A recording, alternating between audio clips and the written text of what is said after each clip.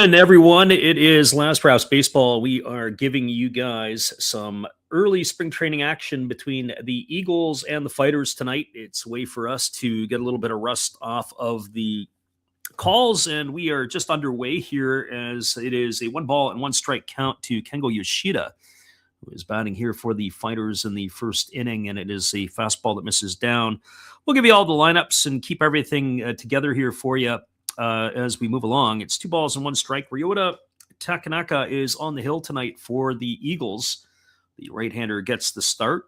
And we'll give you up to date on the lineups as we can give them too, as that fastball was swung on and missed. It's now a 2-2 count to Kengo Yoshida. Yoshida gets the start at second base tonight for the Fighters. The 2-2 pitch on the way as it is being offered. It's a fastball swung on. This ball is driven into right center field. Moving in, stopping, and then over to his right is Yuya Ogo. He is there to make the catch, and that is going to retire Yoshida for the first out of the inning. Exhibition baseball for the NPB brought to you tonight as they are playing in sunny Okinawa spring camp. The open games officially get going next week. The Fighters are going to be on the move as they are going to be going to play a 2-game series, as will the Fukuoka SoftBank Hawks in Taiwan.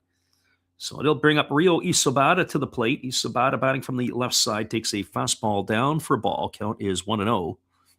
Isobata getting the start in center field tonight for the Fighters. He wears number 50, and then he swings at a fastball. And this ball is lined into right field, but this time it's going to get down for a base hit in front of Ogo. So Isobata aboard with a 1-out single. And that is going to bring up an Apollo Kane to the plate. A couple of interesting names in the lineup for the Fighters tonight. They don't have all their regulars, but they do have a few players in the lineup that are worth noting. And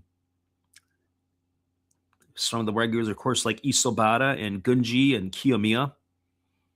So the right-hander ready to go again as number 42 and Apollo Kane steps in. The other one tonight that I'm interested to see is Rodolfo Castro, as the right-hander Takanaka throws over to first base and Isobata gets back easily. Isobata is somebody you got to keep an eye on. He is one of the top base stealers in the NPB. And for those of you who are dropping in, we appreciate it for being there. As the looks like that Luke is here and the Chove 17 is in here as well. We appreciate you guys for listening in.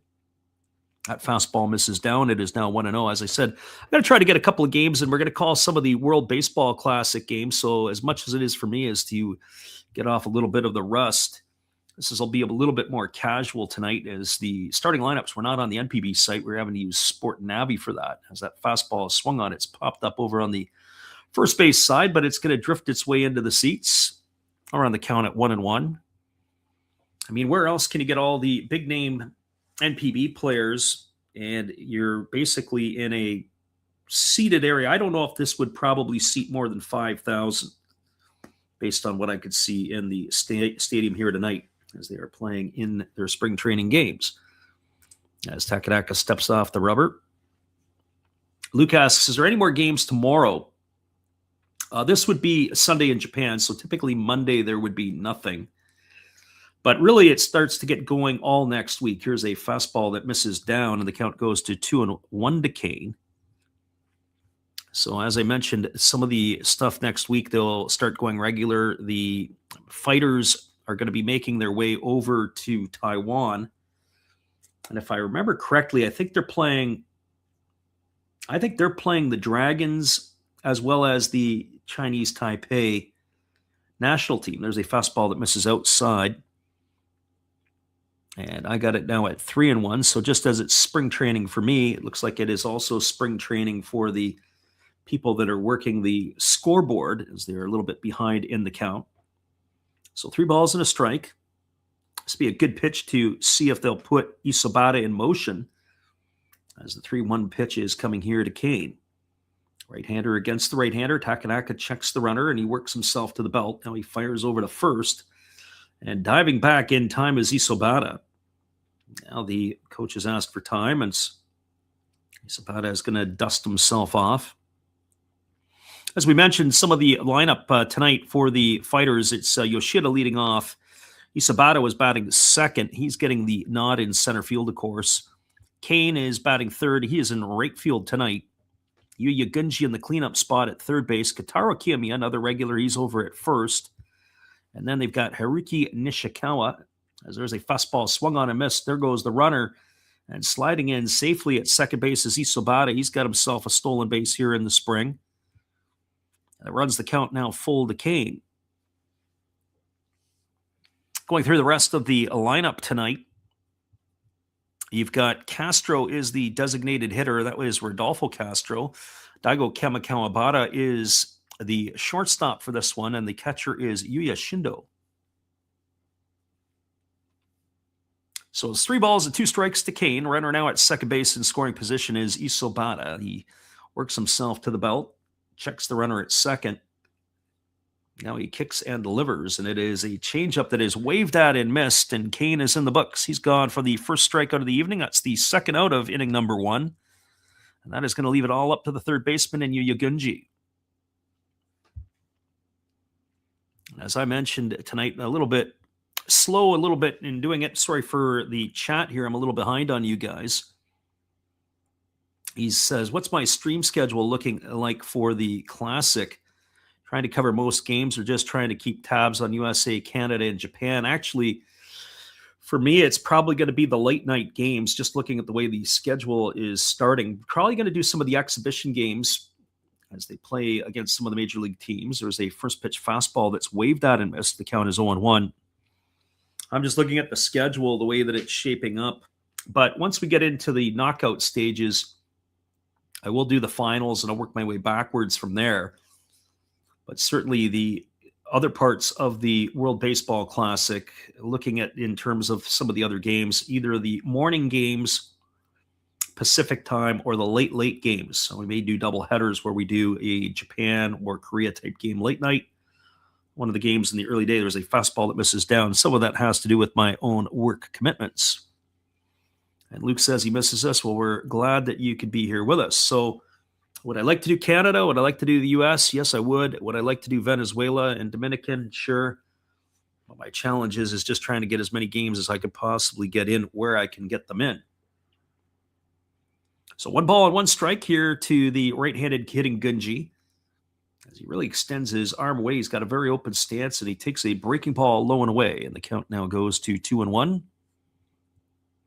So 2 balls and a strike. So, as I said, it's our first crack right now at the off season.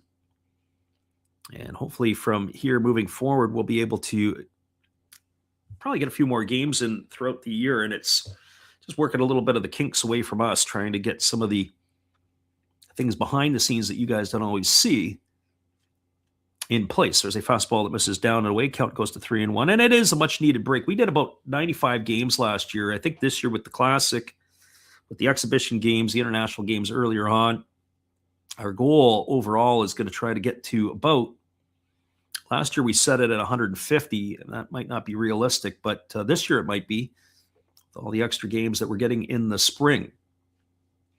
So 3 balls and 1 strike as the right-hander works to the belt. Checks the runner, now delivers. It's a breaking ball that slowly drops in for a called strike, and the count's now 3-2 to Gunji. So 3 balls and 2 strikes. And our friend, the Chave, I don't know if I said it right, the Chave 17, never a bad night for late night ball. Absolutely. Try to get ourselves as much late night action as we possibly can. I've been looking at it, eyeballing the schedule to see what exactly we could get in. And some of the things will work for us. There's a fastball swung on it. It's grounded up the middle, past the glove of the shortstop, Muniyama, into center field. Rounding third and heading home is Isabata. The throw is not cut off. He's going to slide in safely, and it's going to be an RBI single off the bat of Gunji.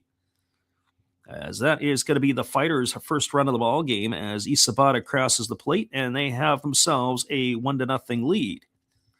So Yuya Gunji with the RBI. And we have now a scoreline of 1-0 for the Fighters. And that is going to bring up the first baseman in Kotaro Kiyomiya. Kiyomiya, of course, is one of the regulars in the fighter lineup. He seems to have settled in more at first base. Kiyomiya does play some third base as well. Batting from the left side here against the right-hander Takanaka, and he takes a fastball for a called strike. Count is 0-1. I have a feeling that it is going to be a long, tough year for the Tohoku Rakuten Golden Eagles. I don't know where their plans are. I was thinking about the Chinichi Dragons, how they've sort of scuffled the last few seasons. Fastball taken on the outside corner for a called strike. It's now 0-2 to Kiyomiya. So no balls and 2 strikes. Nishikawa waiting his turn on deck. Runner at first is Gunji. 2 gone here in the first inning. 1 run already on the board for the Fighters. As the right-hander delivers, it's a fastball that misses down and away, and the count now goes to 1-2. I'm also curious to see how they're going to use their lineups here tonight.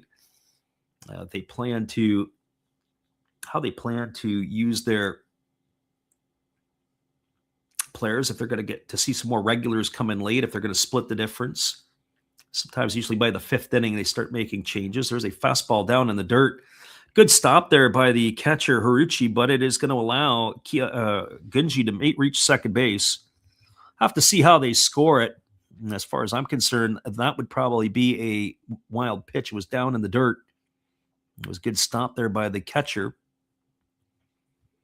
As I mentioned tonight, usually we do use the NPB site as the one that we like to use for our stats, but this game technically not being one, it is Sports Navi. So if you have the app or can get the app, if you're in Asia, it's a useful app to have. Here's the 2-2 pitch. Another fastball in the dirt and another stop, another good one there by Haruchi. Count remains at 2 balls, 2 strikes. Check that now, 3 balls and 2 strikes.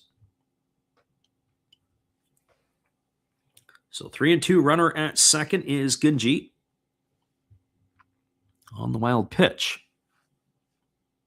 Certainly a good read by Gunji. Some players have the knack of seeing the ball in the dirt and being able to take off, and some guys just don't. So 3 balls and 2 strikes it is as the right-hander holds to the set. Checks the runner now, delivers. There's a breaking ball swung on. It is line foul down the left field line, and the count remains at 3-2. So 3 balls and 2 strikes it remains. I have to do a little flip around on our ticker as the Eagles are the home team here in this one tonight. Wasn't really sure on that one either. And as we said, didn't have enough information. I thought it was the other way around. I thought we were going to have the Fighters. There's a fastball swung on. It is lifted into straightaway center field, coming in.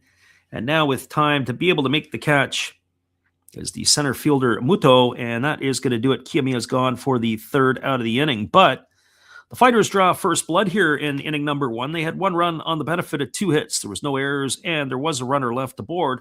We are through a half inning. It is the Hokkaido Nippon-Ham Fighters 1 and the Tohoku Rakuten Golden Eagles no score. They are coming to bat. We'll be back in just a couple of minutes with all the action right after this timeout.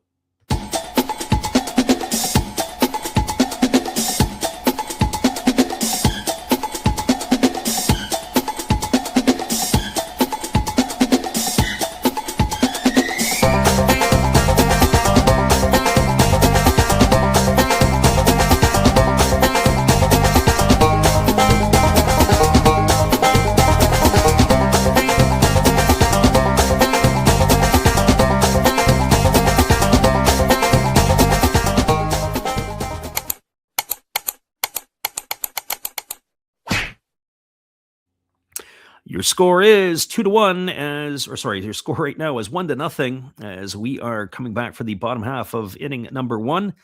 It is between the Fighters and the Eagles. We'll be right back after this.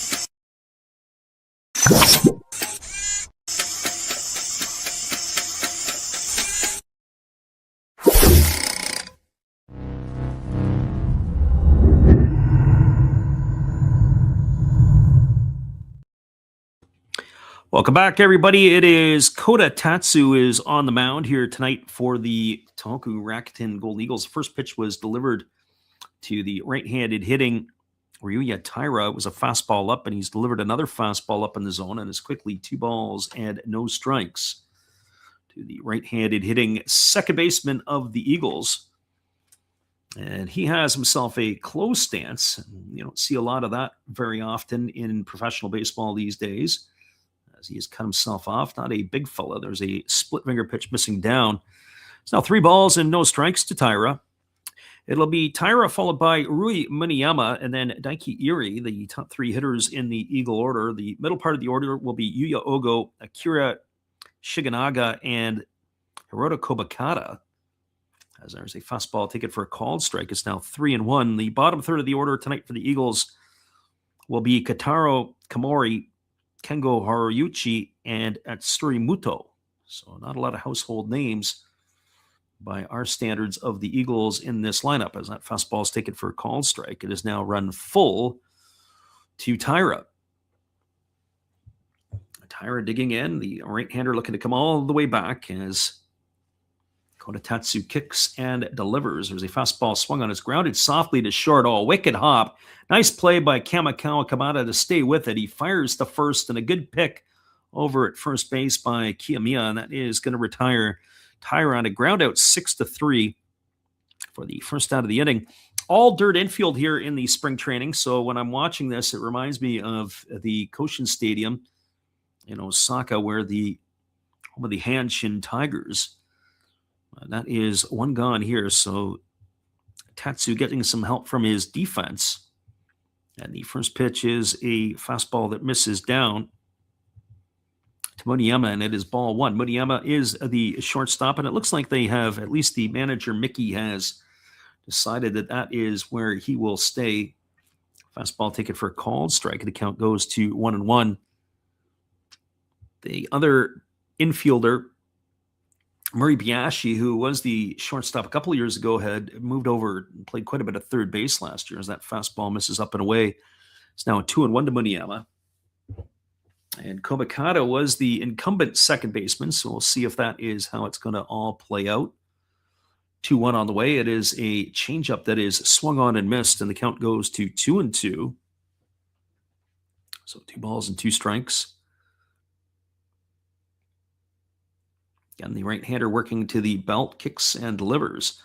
Fastball swung on and grounded foul down the left field line. Count goes now to 2-2 on Muniyama. So 2 balls, 2 strikes. We were talking about some of the games that we will look to do in the next couple of weeks. As we said, the China Trust Brothers will be playing the Fukuoka SoftBank Hawks before the Hawks take on the Taiwanese national team. There's a ground ball up the middle, and it's going to get past the glove of the pitcher Tatsu into center field. And that is going to be a base hit here for Muniyama. He's aboard with a 1-out single, and that'll bring up the first baseman in Daiki Iri. So getting a chance to see some of the other players, get familiar with the different ones. Nobody has, other than the regulars, nobody's really popped for me at this point because we haven't seen anybody yet. But this stepping in at the batter's box, Iri, he's got himself also a bit of a closed stance. Waiting on the offering from Tatsu, who delivers. It's a breaking ball that drops in for a called strike. The count is quickly 0-1. I'm curious to see how the Eagles are going to make out this year. If I was making predictions, I would think that it might be their turn to finish in the cellar in the Pacific, as there is a breaking ball missing down and away, and the count goes to 1-1. I would think that the Fighters, they don't just have eyes and aspirations on winning the Pacific League. I think they want to go right to the Japan series. And right now, the nemesis for them is the Fukuoka SoftBank Hawks. They got to find a way to get through them, as they have fallen just a little short the last couple of seasons. Here's the 1-1 pitch. on the way. It's a fastball swung on. This ball is going to get looped over the shortstop. Kawabata into center field. Isabata in to pick it up. And that is going to stop the runner at second base. So a base hit off the bat here, and the Eagles have something brewing here in the bottom half of the first inning. They got runners at first and second, and it's going to bring up the right fielder in Yuya Ogo. Our friend Gracie Lynn is in the house, and she said it's been a minute. For sure it is. Almost forgot the stream was live, but she's been able to make it in. And so we are glad you could make it in to the stream tonight. The Eagles have runners at first and second. There's one gone here in the bottom of the first inning, and Ogo stepping to the plate, batting from the left side. And the pitch is a fastball that misses up and away, and the count goes to 1-1 on Ogo. A couple of seasons ago, Ogo was able to play in every single game, and then last year, I don't know if he fell out of favor with the manager or if there's just, maybe some niggling injuries, but he did not get the time that he did the year before. Here's the 1-0 pitch. It's a fastball swung on. This ball is belted into right field. This ball is down the right field line, and it is just going to hook foul. The way that Ogo approached it, it looked like he was really slow getting out of the box. The ball was just hooked foul. I don't think he thought he had a chance. I thought he hook barreled it more. So 1-1 strike it is. Configuration of the park is a little interesting for the spring training ground. When you think of Major League Baseball, I think maybe Tampa is the only team in Major League Baseball that has their bullpens on the field.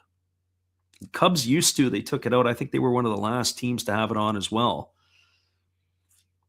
I have to go through in my mind. I believe all the teams in the Japanese league do not have bullpen mounds on the field, but the spring training ground here tonight, where the Eagles are making it their home, there are bullpen mounds down the right and left field foul lines. And in fact, I think most of the bullpen mounds now in Japan are underneath the stadium, with the exception being where the Saitama Blue Lions play their home games. They're kind of in the stands. There's a fastball that misses inside, says the home plate umpire. It's going to run the count now to 2-2 on Ogo. So 2 balls and 2 strikes.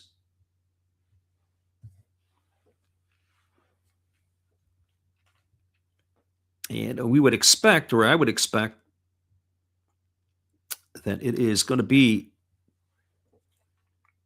a busy spring for most of these teams, especially with a lot of the big stars out of their lineups. There's a fastball that misses down. So they're going to get an opportunity to see a lot of different players. At least some of the teams will. I don't even know if I'd have to go back and look. I don't know if there's any Eagles that are on the classic team for Japan this time around.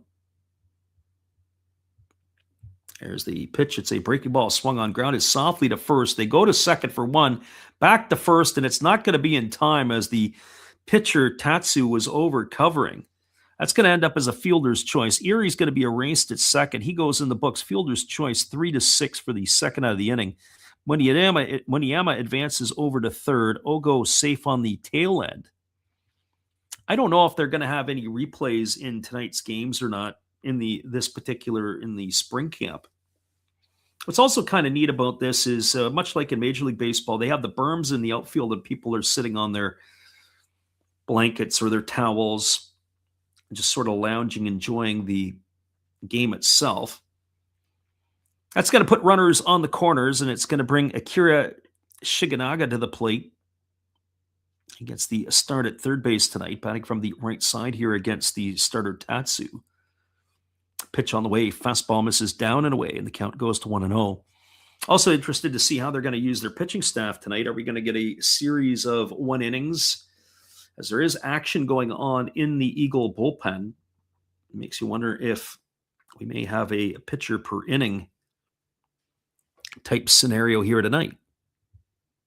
Pitch on the way, breaking ball swung on, popped up into shallow left center field. It is charging hard is Isobata, the center fielder, and he's going to be there to make the catch. And that is going to do it. Well, the Eagles threaten, but they don't score. They had no runs in the inning. There was a pair of hits. There was no errors, and there were 2 runners left aboard. Your scores, we're now through one complete inning. It is the Fighters 1 and the Eagles no score. Stay with us, everybody. We'll be back in just a couple moments with all the action right after this musical timeout.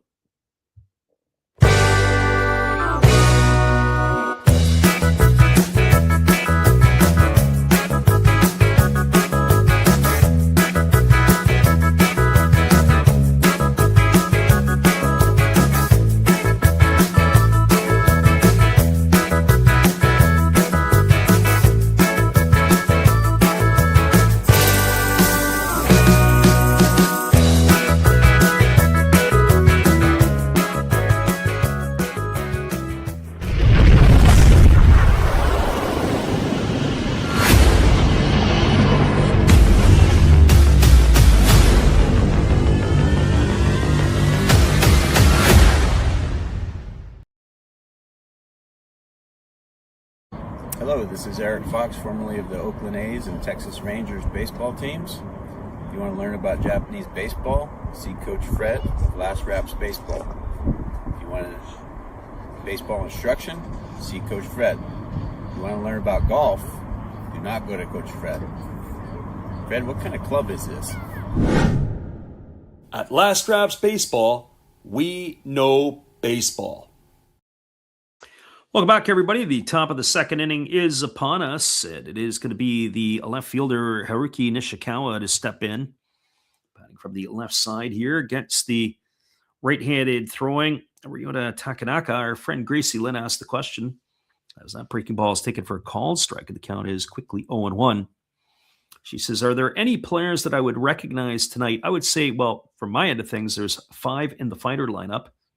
As there's a fastball that is swung through and missed, and the count goes to 0-2. And on the Eagles side, there is 3 in their lineup. So the ones that I recognize for the Fighters would be Isabata, the center fielder, Gunji at third, Kimiya at first, Kamikawa Kabata at short, and Rodolfo Castro getting the start as the DH. As that fastball misses down in the dirt, and the count goes to 1-2. Castro is on deck. He'll be followed by Kamikawa Kabata. So that would be the players that I would say would be most recognizable as time has been called, as Nishikawa takes one step out of the box and we're ready to go again. And as I said, the pitching tonight, I'd be curious to know what the limits would be on some of these players. As there's a breaking ball that misses way outside. The count goes to 2-2 on Nishikawa.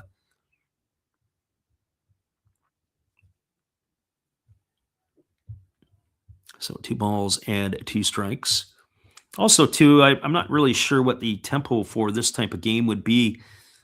Sometimes when we do our musical timeouts, as that fastball misses down and away, it's now 3-2. We do our musical timeouts, and our timeouts are generally timed in the Pacific League. It's usually about a minute or so between innings, maybe a minute 20, minute and 30. They move fairly quickly. There's a fastball swung on and fouled away. Sometimes in the Central League, they take a little bit longer on the in-between because if the pitchers have had their at-bats. This is going to be the last year for the pitchers batting in the Central League. They're going to be moving to the DH like their cousins in the Pacific League. So very interesting. I kind of miss that, unfortunately. Just like I miss the National League not having their hitters bat in Major League Baseball. Fastball swung on and lifted foul. The count remains at 3-2. I mean, pitchers that hit can give you that extra value. They are not necessarily a dead out in the lineup. Gracie Lynn said, when did Rodolfo Castro go to Japan? Well, Rodolfo Castro was the one who lost his cell phone sliding headfirst into third base playing for the Pirates a few years ago. There's a fastball swung through and missed, and Nishikawa has gone on strikes for the first out of the inning. So 1 gone.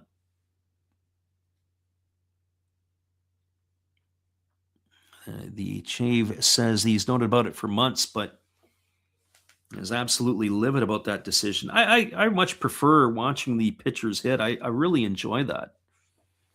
It's part of the game, especially the bunting aspect. There's a breaking ball, waved that and missed by Castro on the count. So on 1, Castro batting from the right side here against the right-handed throwing Takanaka. It's also brings out another part of the game. It takes away part of the strategy. There's breaking ball that misses down. When you think about when pitchers have to hit the double switch, not just thinking about the timing of when you take your pitcher out, you stay with them a little longer. If you go to the bullpen, you make the change, and the pitcher's coming up next inning. The problem is you burn the reliever that you want to bring in. There's a fastball that misses down. All things that become strategy. It's the game within the game. And both at the major league level and in Japan, they're taking that out of the game, the strategy, which makes it all the more fun in which to watch. Here's the 2-1 pitch. Fastball, check swing, fouled away. Castro couldn't hold up. It was up in the zone, and that's going to run the count now to 2-2.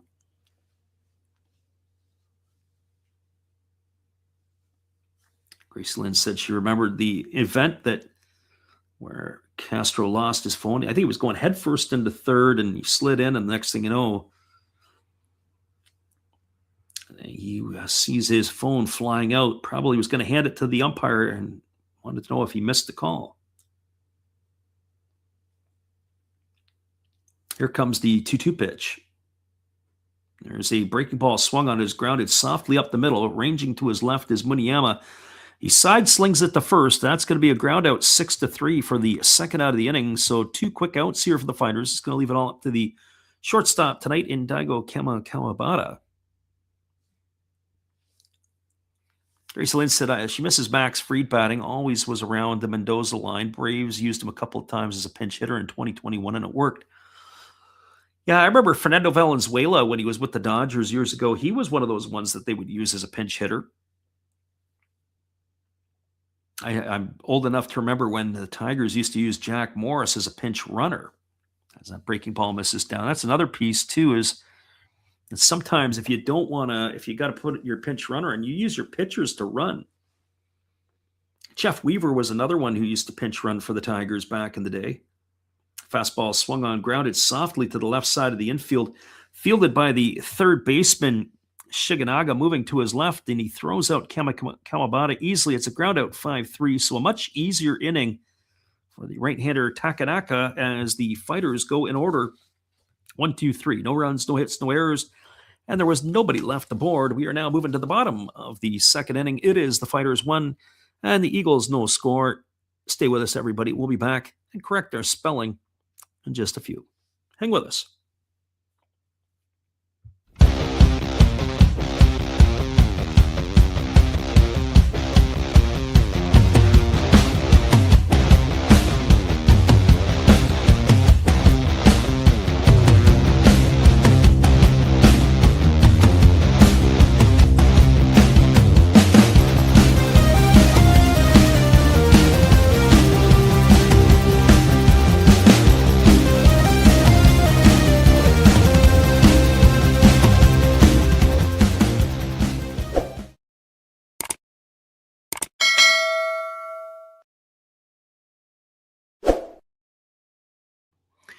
It is a 1-0 Fighters lead. We'll be back in 30 seconds right after this timeout. Hang with us, everybody.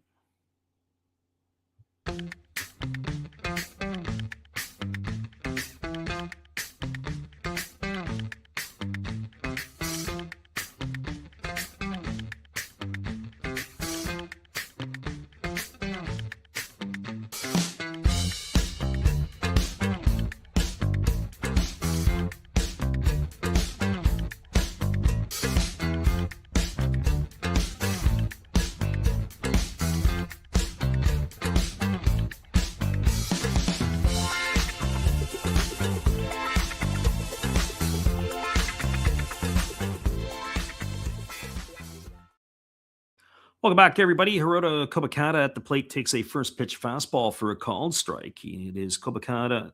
It'll be Komori and Haruchi to face the right-hander here in Tatsu as he swings and pops it up into left field.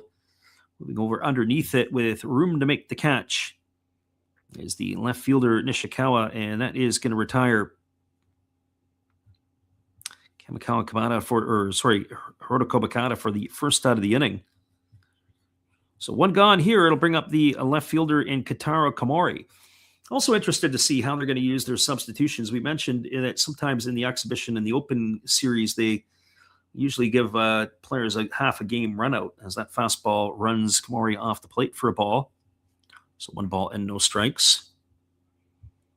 Other thing, too, is that sometimes you get a complete roster as there is a breaking ball that's taken for a called strike.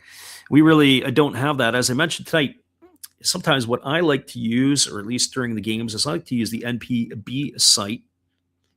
There's a breaking ball swung on it as chop foul down the left field line. That's interesting, too. Not only, they don't have anybody down protecting the catchers, they have screens in foul territory that are protecting the catchers with them on the field. So 1 ball and 2 strikes to Komori. As the right-hander delivers, there is a fastball that's swung on and fouled away down the right field line. Count remains at 1-2. So I can honestly say I don't really know what's on the bench tonight at the disposal of both of these teams.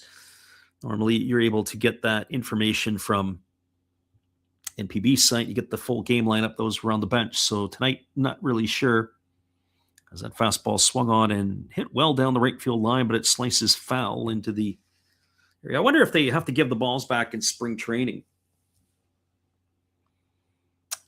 I know when I was at the games a couple of years ago, 2 or 3 years ago, that nobody had to get balls back. That was interesting. Like, the ball goes into the stands, and for years it used to be that you had to return the ball in Japan. There's a fastball swung on. He stays inside. It goes the other way.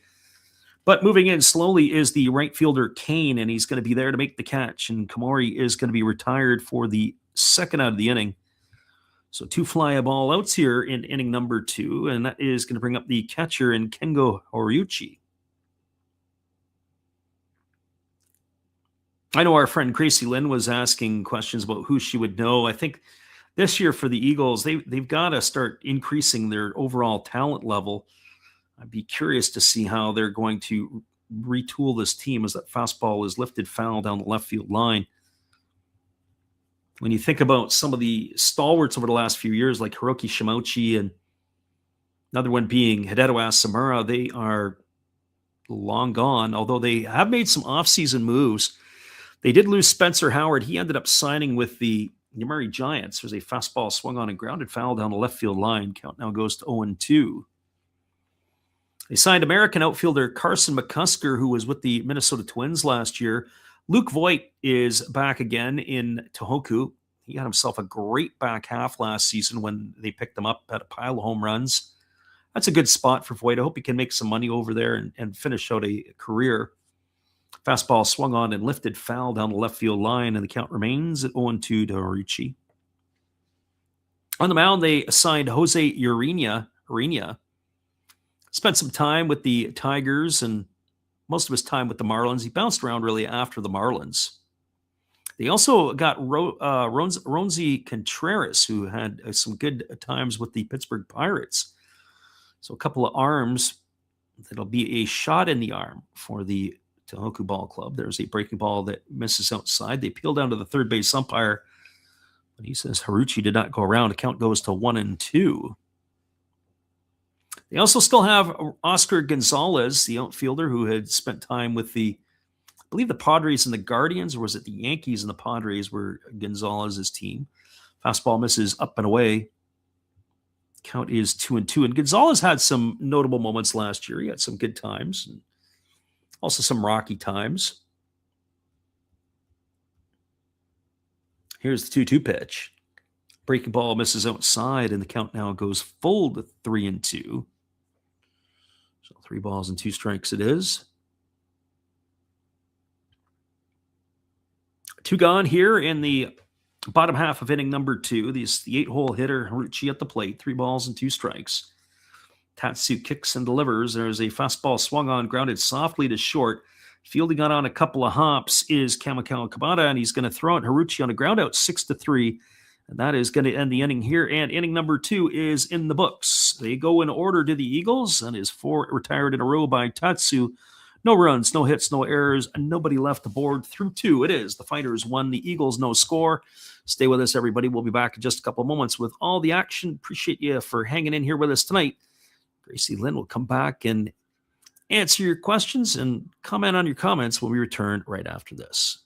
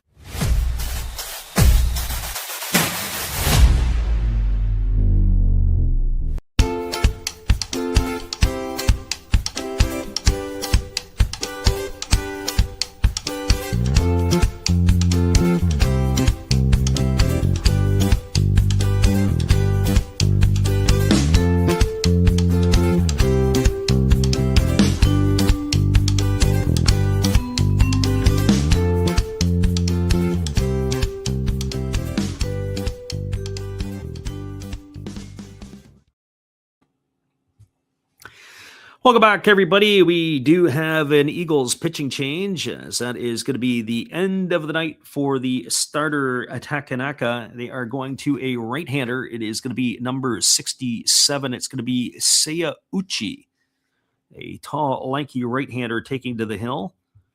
So it is going to be, I should say, Seiya Uchi, S-E-I.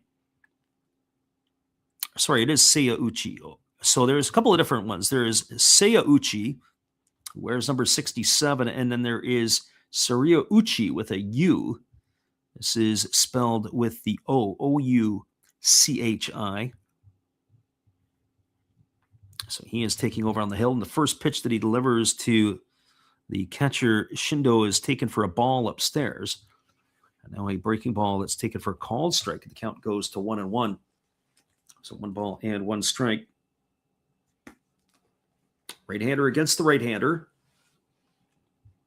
As he holds and delivers. Here's the pitch. It is a fastball taken at the knees for a called strike. And the count goes to 1-2. Friend Gracie Lynn said she remembered Jose Urena when he pitched for the Marlins, and he had a propensity to want to hit Braves players, especially Ronald Acuna. Yeah, he did. It was there was some history there between not just Urena, but the club as well. There's a fastball swung on and grounded foul. 1-2 to Shindo. Sometimes there's behind the scenes things that we don't always get to see. I think Baseball Reference, you can actually look at the game logs and find that out. You might have to manually do something there. There's a fastball swung on and fouled away. You can pull up the player. They have the game logs that they played in throughout the season, and then you go and you look at the stats and figure out how many hit batters he plugged that year and how many maybe were against the Braves. You got to think Urena at the time was more of a starter with the Marlins. He's been all over the map with everybody else. There's a breaking ball swung on and grounded foul over on the third base side. The count goes to 1-2. So 1 ball and 2 strikes. Wonder if Clayton Kershaw is going to live up to his word. There was a video of him earlier that said that in the early part of his career that he would like to play his last year or a retirement year after his retirement in Japan. Fastball swung on. This is lined into right field. It's going to be trouble. It's down the line. It's into the corner. This is going to be extra bases. Rounding first and heading to second is Shindo. And he is going to stop right there. Is the catcher of the Fighters with a double, stand-up double, as he was able to come all the way back there against the reliever Uchi. And that is going to bring up the top of the order in Kengo Yoshida.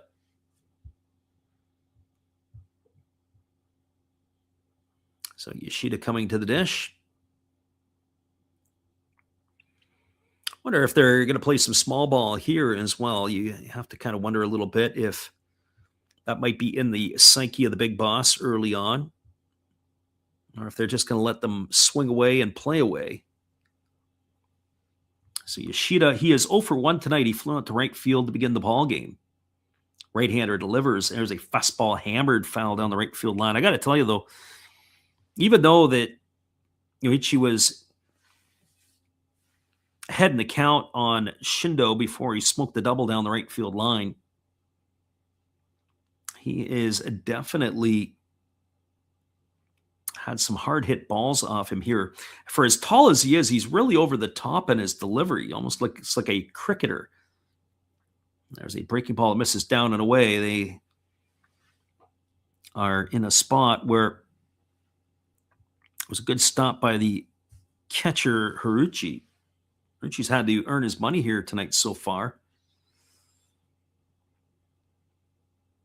So 1 ball and 1 strike. Fighters and the Eagles. I guess while our friend Gracie Lynn is in here, we'll ask her if she likes the background graphic this year, the colors that we're going to use. There's a breaking ball that misses inside. The count is 2-1. Our friend Gracie Lynn says we should consider doing the Taiwan Classic games. Yeah, usually it's Chen and Lin and Lee are the 3 biggest. Li are the 3 kind of the most prevalent names that you would see on that roster. Here's the pitch. Breaking ball swung on and fouled away, and the count goes to 2-2. The pitcher that I saw last year pitch for the Dragons has signed a 3-year deal with the Fukuoka SoftBank Hawks. That was it Joe Sen-Siu, I think is how you say his name. I'd have to go back and look it up. And he was absolutely unbelievable last year. I couldn't believe it. I was watching, and he was sitting on mid-upper 90s for 7 innings. There's a fastball that misses down. Another good stop there in the dirt by Haruchi, and the count now goes full. And there was talk about Major League Baseball being interested to sign him, and I think he got about a 3-year, $9 million deal from Fukuoka. Of course, the Fighters lost the Hawks lost one of their star pitchers who went back to the Fighters. As the right-hander kicks and delivers, there's a fastball swung on. It is hammered over to first. Oh, having a hard time with his ear. He knocks it into foul territory. Finally, he's able to pick it up and flip it to the pitcher covering. Yoshida's going to be out on a ground out 3-1 in the books. It's going to advance Shindo over to third. That'll be the first out of the inning, and it's going to bring up Ryo Isobata to the plate.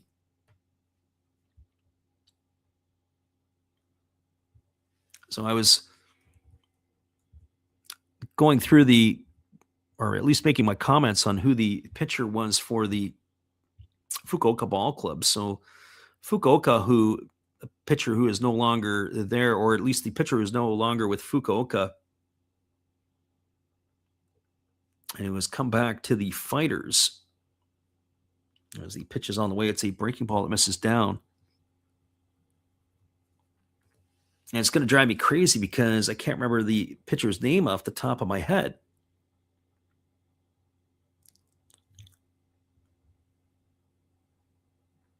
But I know he was a former big leaguer. Oh, it's Kohei Arihara.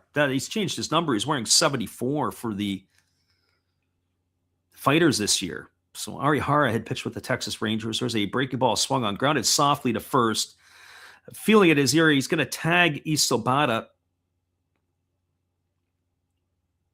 It was a chopper, and that's going to get the run in from third as Shindo has come in to cross the plate. So an RBI and ground out to 3 for the second out of the inning.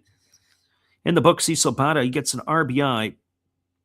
So he's been a productive night for Isobata so far, as he's got an RBI, a stolen base, and he has scored one of the 2 runs. That is going to bring up to the plate Edek Kane. So Kane at the plate here on the first pitch on the way. It's a fastball swung on and lifted foul down the right field line. Counts quickly 0-1. So no balls, 1 strike. The pitcher for the Fukuoka Ball Club and has come over from Taiwan, and I was wanting to look up his name or confirm what his name would be. That's Joe C. Siu, or I think is how you would say it. So J-O-HSI and then Siu, H-S-U. Fastball swung on and fouled away here. 0-2 to Kane. But anyways, back to what I was saying about Siu is that he was sitting mid upper 90s for pretty much the whole game. There was talk about Major League Baseball making a move for him, but he was only 24 years old. There's a fastball center cut. I'm not sure what Kane was looking at there, but he's going to watch that one go by for out number 3 as he took the called strike. There was 1 run in the inning. There was a hit, no errors, and nobody left the board. We're now moving to the bottom of the 3rd inning. It is a 2-0 Fighters lead. Stick around, everybody. We'll be back in a minute. We'll try to keep you entertained, and I'll answer some more of the questions as much as I can when we come back in just a couple of moments. It is 2-0 now for the Fighters. We'll be back in just a bit.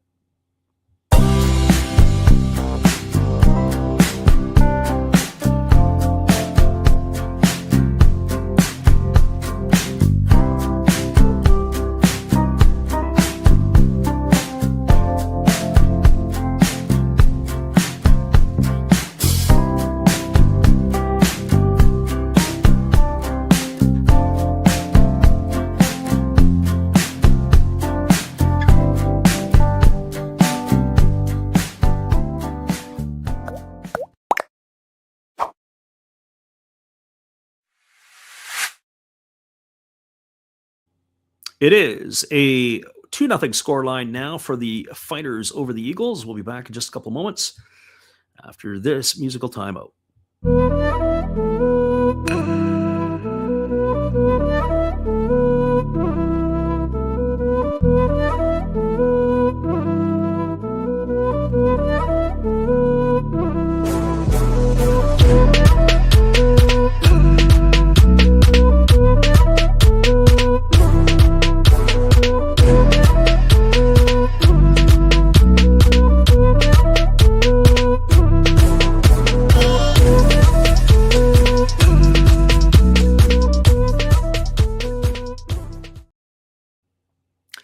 Welcome back, everybody. The Fighters have gone to their bullpen, and they brought in the small pitcher with the huge lower half, I like to say. He's got very strong legs.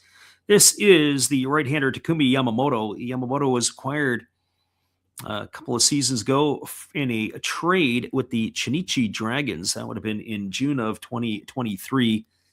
He was acquired with Yuya Gunji in return for Shingu Usami and Koki Saito. Went the other way to the Dragons. And he's not big. He's not big in stature at all. He only stands in at 5'7". So the 26-year-old is on in relief. He's got a career 12-7 record through the 2024 season. Not sure exactly where he had fit in after that. First pitch is a breaking ball that is taken for a called strike. Count is 0-1 to Atsuki Muto. Muto, the starting center fielder tonight, batting from the left side, slightly open stance against the right-hander Yamamoto, who works himself to the set position. As the pitch on the way is a fastball that misses upstairs. Count goes to 1-1. Gracie Lynn asked the question, how many players do NPB teams take to the spring training camp to get game time? Well, typically speaking, as there's a fastball swung on and it's grounded foul over on the first base side, count goes to 1-2. And if I'm incorrect on this, I hope somebody will point it out to me. Most teams have 2 facilities. They've got for the first team, any other, additional invites to their camp, and then they have the second team camp. And if you are the Murray Giants, you'd have a third team camp. So I have like a couple of different bases. There's a ball that is swung on, popped up into shallow center field. Underneath it is Isobata. He's got room to make the catch, and that is going to retire Muto for the first out of the innings. So 1 up and 1 away. Bring up the top of the order in Ryuya Taira. So, and you're testing my knowledge on this. I believe it's 70 professional contracts is what each team can have. So each team has 70 players on their professional contract level. And then they have development players. They have training players. Oh, and there's a breaking ball that comes inside and has hit Taira. So Yamamoto loses control, hits the batter. So the leadoff hitter for the Eagles is going to be aboard here with 1 out, and that is going to bring up a shortstop in Rui Muniyama. So typically what happens is you've got 70 professional players under contract, then they have development players, then they have training players.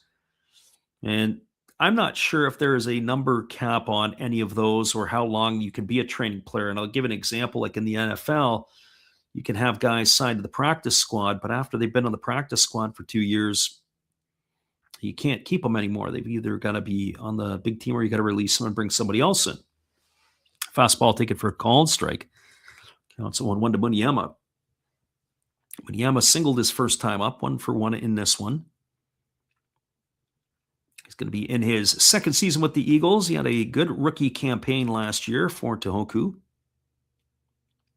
Here comes the 0-1 pitch as the right-hander delivers. It's a breaking ball taken for a called strike, and the count now goes to 0-2.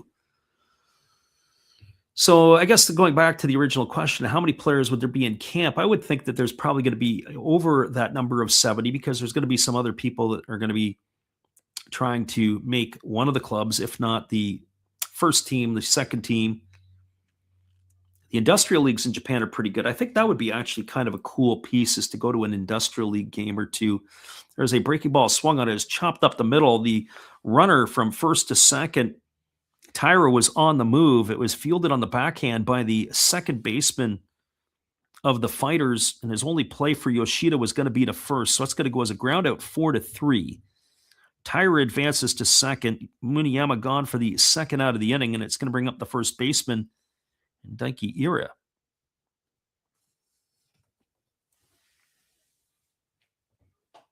Ira 1-for-1 tonight. He singled his first trip up, but he was raced in a fielder's choice. Other thing is, I'm curious to see if they're going to do the 5-minute break in between the 5th and 6th innings tonight. I would think on the all dirt infield they probably would. Fastball taken for a called strike, counts 0-1. So the industrial league, you might have some other players in the training camp that would be there trying to win a job in the organized professional league. I know there's always been a few players. Koji Chikamoto of the Hanshin Tigers was one of them, the center fielder. He was playing industrial league ball, and he was able to earn a spot with the Hanshin Tigers. And not just that, he's a pretty solid player. There's a fastball ticket for a called strike. I certainly enjoy watching Chikamoto play, not just at bat, but in the field. There's no balls and 2 strikes to Ira. Ira batting from the right side in the hole at 0-2. Runner at second, Tyra. 2 gone here in the bottom half of the third. Yamamoto getting his sign as he works himself to the belt. Checks the runner at second. Now he kicks and delivers. It's a fastball that misses down and away, and the count now goes to 1-2 on Ira. So 1 ball and 2 strikes.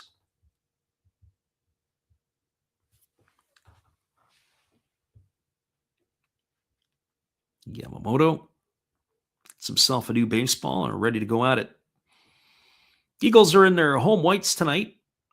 Classy uniforms for both of these teams with the maroon trim. The Fighters are in their road blue tops. I guess it would be like a royal blue, not quite Carolina, with the white pants. There's a fastball swung on. It is lifted foul down the right field line. Count remains at 1-2 to Ira.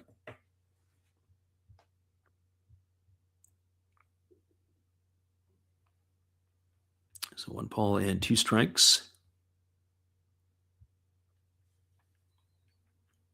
Right-hander gets himself a new baseball, rubs it up, ready to go back to work. As he gets his sign from the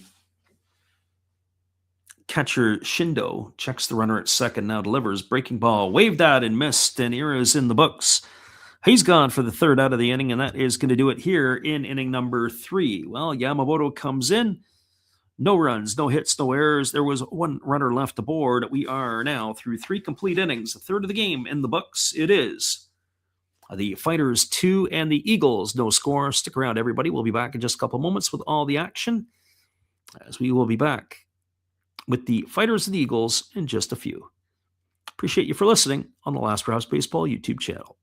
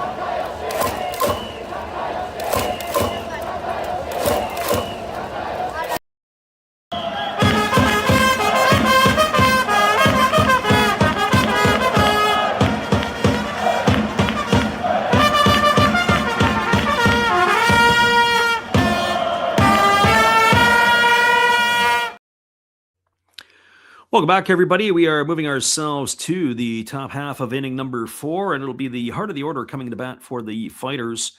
That means Yuya Gunji, Kotaro Kiyomiya, and Haruki Nishikawa.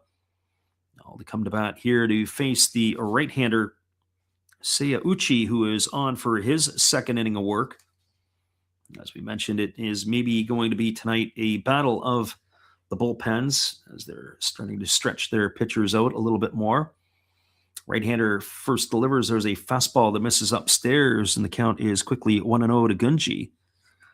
Gunji singled and drove in a run in the first inning. He was left stranded on base, so he's 1 for 1 in this one tonight. Fastball swung on. It is popped up in the air into left field, moving over underneath it, and now he's battling the wind and coming in and making the catch. It's the left fielder Kotaro Kamori. So one batter up and one batter down here for the Fighters in inning number 4. And that is going to bring up the first baseman in Kotaro Kiyomiya. So I was going to ask our friend Gracie Lynn if she's still listening in with us here, if she hasn't nodded off, how she likes the new graphic setup in the background. As the pitch is on the way, it is a breaking ball that misses way upstairs, or if anybody else is listening in, what they think of it. We'll be doing some different graphics this year. We try to change every year to do a different look or feel, and that is what we're at. We're going to play around with our animations a bit too and get some cool ones. There's a breaking ball that misses way outside. The count is 2-0. I don't know how many Eagles games we're going to put on the docket this year. I think they could be a tough team to watch. I remember a few years ago when the Fighters were in that first year under Shinjo, they were tough to watch too. Young team. Breaking ball, taken for a called strike. The count is 2-1. Made a lot of mistakes, a lot of errors, mental and physical. I have to say they've cut down on the physical errors as there's a fastball taken for a called strike. It's now 2-2. And they are a lot more fun to watch. Of course, I wasn't sure how Shinjo was going to be as a manager. The expectations we like. There's a fastball that is swung on. It is lifted into right field. That pitch was right up around the eyeballs. He turned on it, but not deep enough, as moving over toward the foul line and making the catch is the right fielder Ogo. And so with 2 up, we have 2 away here, and that's going to leave it all up to the left fielder in Haruki Nishikawa. Well, for Nishikawa, he is 0 for 1 tonight. He struck out his first time up, and the pitch is a fastball that just misses upstairs for ball. Count is 1-0. So 1 ball and no strikes it is. As the right-hander again delivers, there's a fastball swung on. This is ground softly over to the right side. Fielding it neatly is the first baseman Ira. He flips it over to the pitcher covering, and that is going to go down as a ground out, 3-1 for the third out of the inning. And that is going to do it here for the Fighters in their half of inning number 4. They go in order, no runs, no hits, no errors, and nobody left the board. We're now moving to the bottom of the 4th inning. Your score is the Fighters with a 2-0 lead over the Eagles. Stick around. Our friend Killa Nuez is back in the house, as is God is Great. We are glad you guys are here, and I'll be back in just a couple moments with all the action right after this.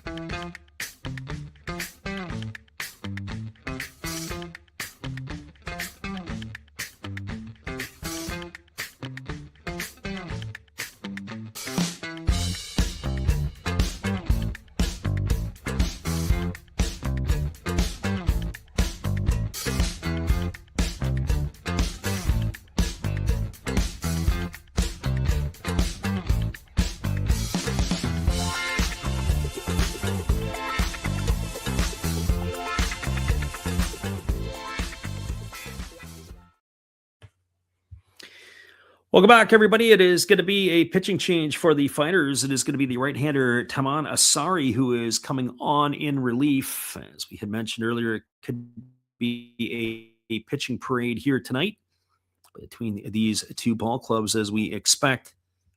There could be a lot of that going on here, but that is okay. We are glad that this is happening tonight. We get to see a lot of different people. Yuya Ogo will lead it off. He'll be Akira Shigenaga and then Hiroto Kobakata as that fastball misses up and away. Count is 1-0. So 1 ball and no strikes. There is a fastball that again misses.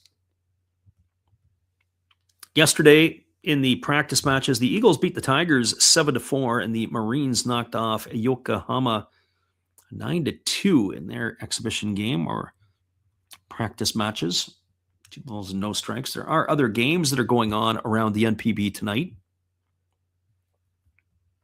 In Naha, it is in the bottom of the 4th inning. As that fastball misses inside, it's 3-0. The Hiroshima Carp have a 1-0 lead over the Amuri Giants. It's in the bottom of the 4th inning. And Chatham, it is the Yokohama DNA Bay Stars 1-0 over the Chinichi Dragons. Breaking ball misses upstairs, and it's 4 straight balls to Ogo, and he's aboard with a leadoff walk here to start the 4th. He's going to bring up the third baseman in Akira Shigenaga. And the other game that's going on in Iraso, it is the Swallows with a 1-0 lead over the Chibalote Marines. That game is in the top of inning number 6. So that is where we stand. The question earlier came on, is there a game tomorrow? And there are no spring games, just like in the regular season, scheduled for Monday. There are games, practice matches on February 17th on Tuesday, as the right-hander Asari throws over to first base, and getting back easily is the runner Ogo. Now, as I mentioned, we're going to start looking at calling some games, especially as early as next weekend, as there's a breaking ball taken for a called strike. The count is 0-1 to Shigenaga. Shigenaga 0 for 1 tonight, flew out to center field. We are going to try to call the games in that Taiwan series. I'm really interested to see the Taiwan series. As I said, China Trust Brothers are going to play Fukuoka. Fukuoka is then going to play the Chinese Taipei national team. Fighters are going to play the Dragons, and then they will play the national team too. There's a fastball taken for a called strike, and they had Ogo hung out to dry over at first base. They threw back behind the runner, but they say the throw was not in time. And it is 1 ball and 1 strike to Shigenaga. As I mentioned earlier, I don't think that I haven't seen any replay challenges tonight. Our friend Gracie Lynn said, sorry for disappearing. We asked Gracie Lynn a question earlier, and we said, how do you like the backdrop for this year? The NPB colors of blue, red, black. As the 0-2 is on the way, it looks like almost like a popsicle in some ways. There's a fastball swung on and fouled away in the count. 1-2 on Shigenaga. Play with some different graphics. Also playing with a little AI this year for the first time.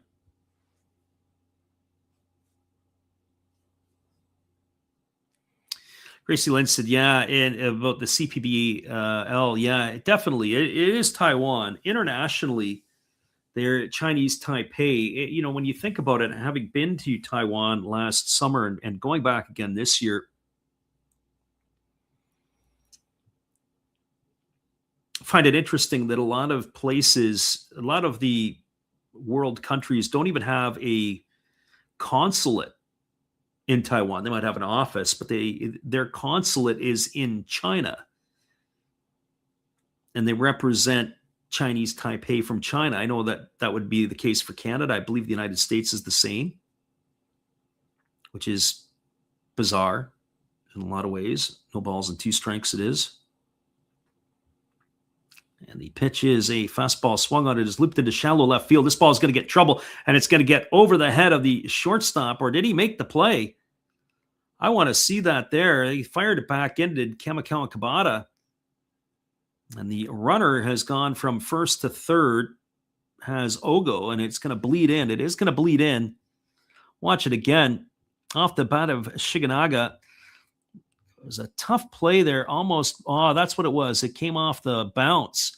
It looked like that he tried to sell it like he caught it, but it ended up bouncing. He picked it up and fired it back in. So a base hit here for Shiganaga. Ogo goes first to third on the bleeder. And that is going to bring up the designated hitter tonight in Hirota Kobakata. So Kobakata stepping to the dish. He can do a lot of things. He likes to bunt. He can run pretty well. He's always up in the stolen base department. He bats from the left side here against the right-hander Asari, who's got himself in a pickle here. Runners on the corners with nobody out. And the pitch on the way is a fastball that catches the inside corner and it's taken for a called strike. Count is 0-1. So, yeah, a lot of people, I remember when we were doing the games, people were wanting it to be called Taiwan. People in Taiwan certainly don't want to be referred to as Chinese Taipei. But anywhere in the Olympics, any international sport, that is how the team is declared. There's a fastball that misses upstairs. That would almost be like the Americans going to an international event, sending a national team, and you wouldn't call them USA, United States of America.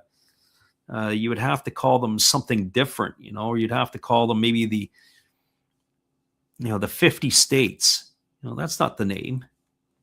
So I can understand the Taiwanese being upset because it is Taiwan. There's a fastball swung on. This ball is lifted into deep left field, and it's going to be over the head of the left fielder off the wall. That's going to get runs in as the left fielder Nishikawa had to go back.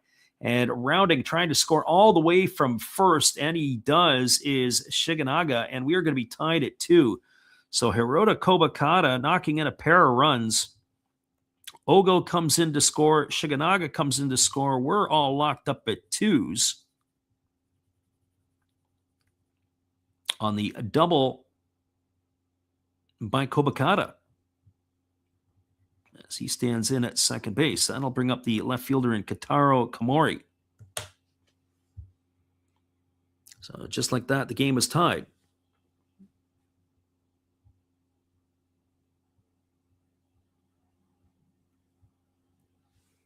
So that brings Komori to the plate with a runner at second and nobody out. He is 0 for 1. He flew out to right field his only trip up. As Kobakata establishes his lead over at second base. 2-2 scoreline here as they are jockeying with the runner at second, and they throw in behind him as the second baseman, as they're working on their timing play. Yoshida will get back to the bag. It was sneaking in the backside on Kobakata.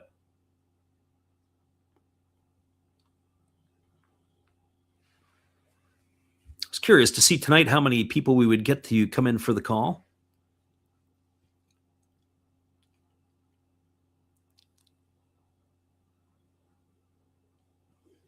Our friend Gracie Lynn says, I didn't use any AI graphics on this one, but if you look on our post page, I've trying to do some, I guess I would call it anime stuff, as that fastball misses down to Komori, count as 1-0.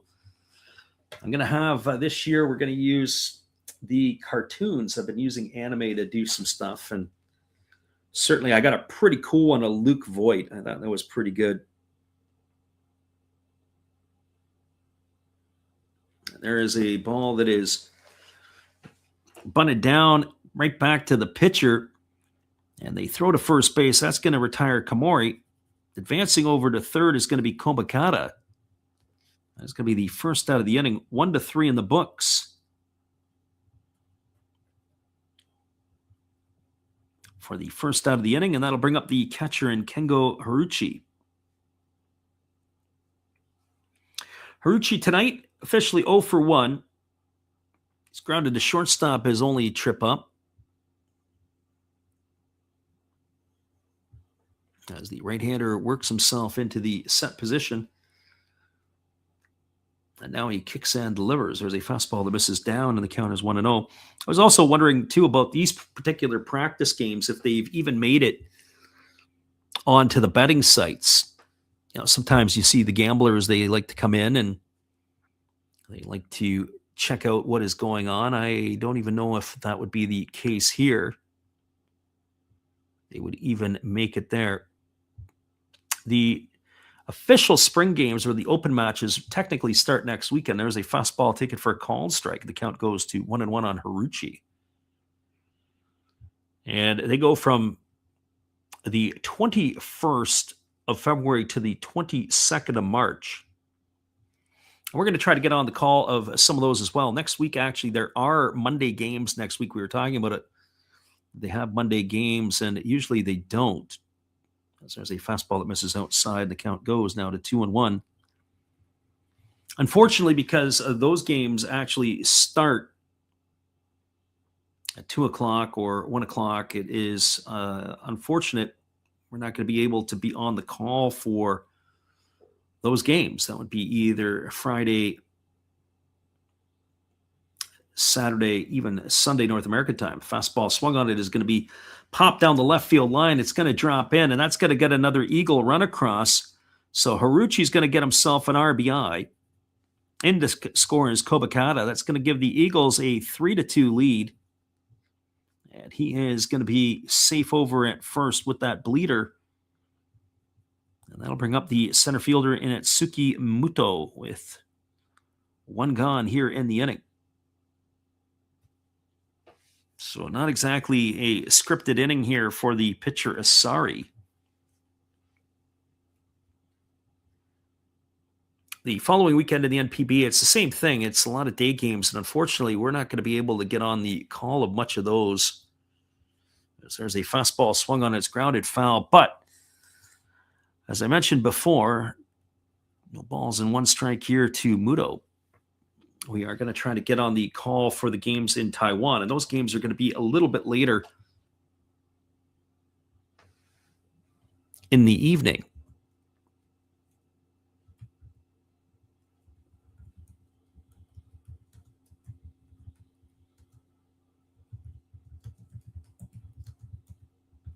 So no balls and one strike here to the 9-hole hitter Muto. As he bats from the left side here against the right-handed throwing pitcher of the Fighters, and he throws it in the dirt and skipping rope as Muto. They had the runner, who was the catcher, Haruchi, hung up between first and second, but they weren't able to retrieve the ball. 1 ball and 1 strike it is.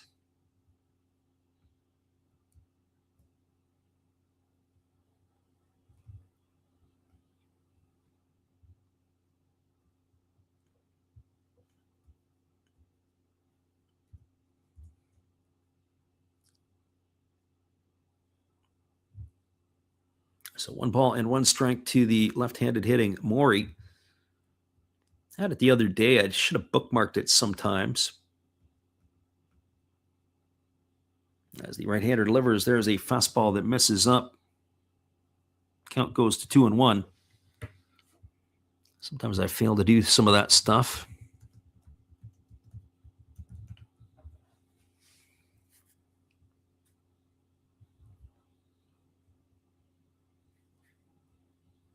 So the Exchange Series, and we'll read a little bit of that to you here in a moment, as they throw over to first base and diving back easily is the runner Haruchi.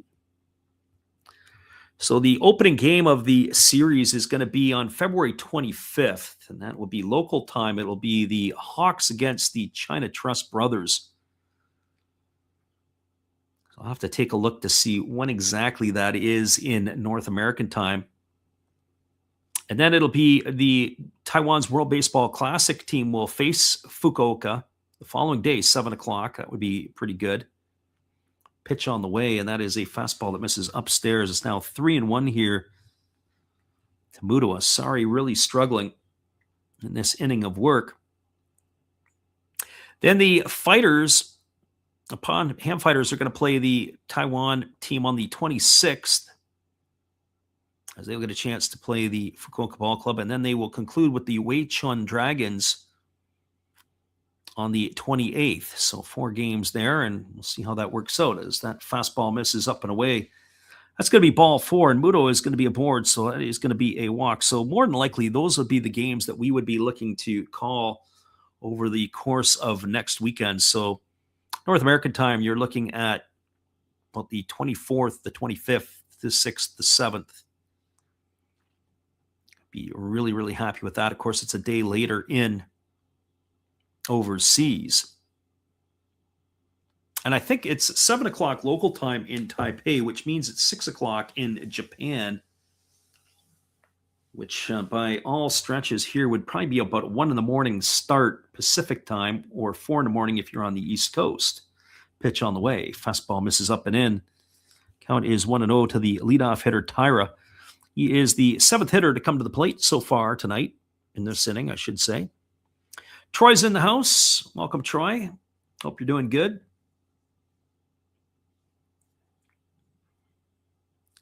As the pitch is a fastball that misses upstairs, the count is 2-0. Gracie Lynn says the favorite part about spring training is that it's all day games. Not a huge fan of the night games. Yeah, unfortunately, for us, the day games in Japan is right smack in the middle of work. So a game like today, we were able to make it work. I can't always do that, unfortunately. There's a fastball that misses down. It's a good stop there by the catcher, Shindo. And I believe it's gone to 3 balls and no strikes. As I said, not only is it spring training for me, it's spring training for the folks that are working the clock as well, or the scoreboard in Japan. Here's the pitch. Breaking ball, take it for a called strike. Now 3-1 to Tyra. Waiting on deck is Rui Muniema. Eagles have got all their runs so far in the inning here as they put a 3 spot on the board. They've got runners at first and second with 1 gone. 3 balls and 1 strike to Tyra, who is 0 for 1 and has been hit by a pitch tonight. There's a breaking ball swung on. It is grounded through the 6-hole past the diving Kamikawa Kabata into left field. The throw from Nishikawa is slightly offline, but they are going to hold the runner at third because it is the catcher, Haruchi, who is not the most fleet of foot. And for a left fielder, the throw was fairly decent by Nishikawa. That's going to load the bases with that knock by Tyra. So bases are full of Eagles. They've got 3 on the board with 1 gone, and it is going to bring up the shortstop in Rui Muniema.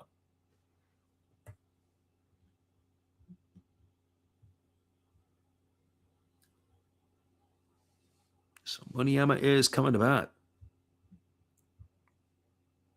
And as I mentioned, too, as that we have a conference on the mound here, the fighters, a flock of fighters on the mound. I'm going to discuss how they're going to play this one out here.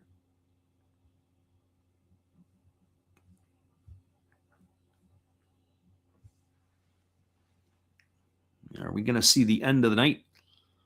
And it looks like we're going to see the end of the night here for Asari. They've gone to the bullpen, it looks like.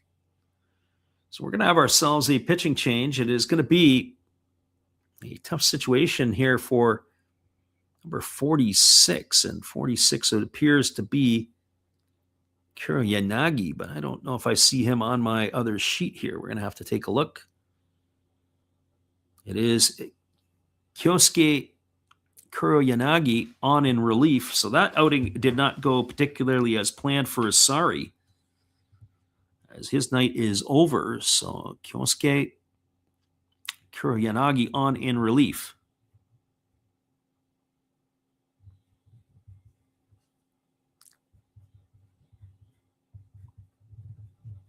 As he is completing his tune-up tosses. So 7 batters faced by the right-hander Asari, and 6 of them reached base, including on 2 walks and 4 hits so far in the inning. So if he's looking for support, that is exactly what that would be all about. So bottom of the 4th inning, Fighters have themselves a 2-0 lead as they were moving to the bottom of the 4th. And then it has been Eagles here with 3 straight runs to give them a lead. And they are threatening to pad more on the board. 3-2, they have taken the lead from the Fighters. As the right-hander Kuroyanagi delivers, the first pitch is a fastball under the hands for a called strike. The count is 0-1 to Muniema. And they're getting into the teeth of the batting order here. Muniyama tonight is 1 for 2. He's got a single and 2 trips. He was stranded at third back in the first inning. As the right-hander works himself into the set position. Now he kicks and delivers. There's a fastball that is waved at and missed. The count now goes to 0-2. Daiki Ira waits his turn on deck. Should Muniyama be able to reach base? So no balls and 2 strikes it is. Fighter right-hander working himself to the set. Here comes the 0-2. And there is a fastball swung on. This is going to be looped over the glove of the second baseman into right center field. Isobata into field at 1 run is in. And that is going to cash. Is it going to cash a pair, or is it just going to be the one? We have to wait and see on this. It's only going to get the one in because the runner at second base, Muto, had to hold up to see if the second baseman was going to catch that. And it is going to be a single RBI for Muniyama. Advancing to second is Taira. Over to third is Muto. And in to score the one is Hiruchi. And that is extending the Eagle lead to a 4-2 lead. Your friend Gracie Lynn asked, I just caught some highlights of stuff. First pitch breaking ball swung on it, is popped up on the infield. The infield fly rule should be in effect here, as that is going to be hauled in by the shortstop Kawabata. Gone for the second out is Ira. This is going to bring Yuya Ogo to the plate with the bases loaded, as this is going to be the 10th hitter to come to bat for the Eagles in this one. Our friend Gracie Lynn asked the question if we are watching any NCAA baseball or action that's gone on this weekend. And to answer that question, the answer to that is no. I've seen some highlights, though. I saw, what was it? Seton Hall was playing Boston College, and there was a player hit a home run, and he's either rounding first or the runner going from first to second, and he was leaping in celebration, and he landed and broke his leg. As that fastball misses outside to Ogo, and the count is quickly 1-0. Seton Hall was playing Boston College. Guy hit a home run.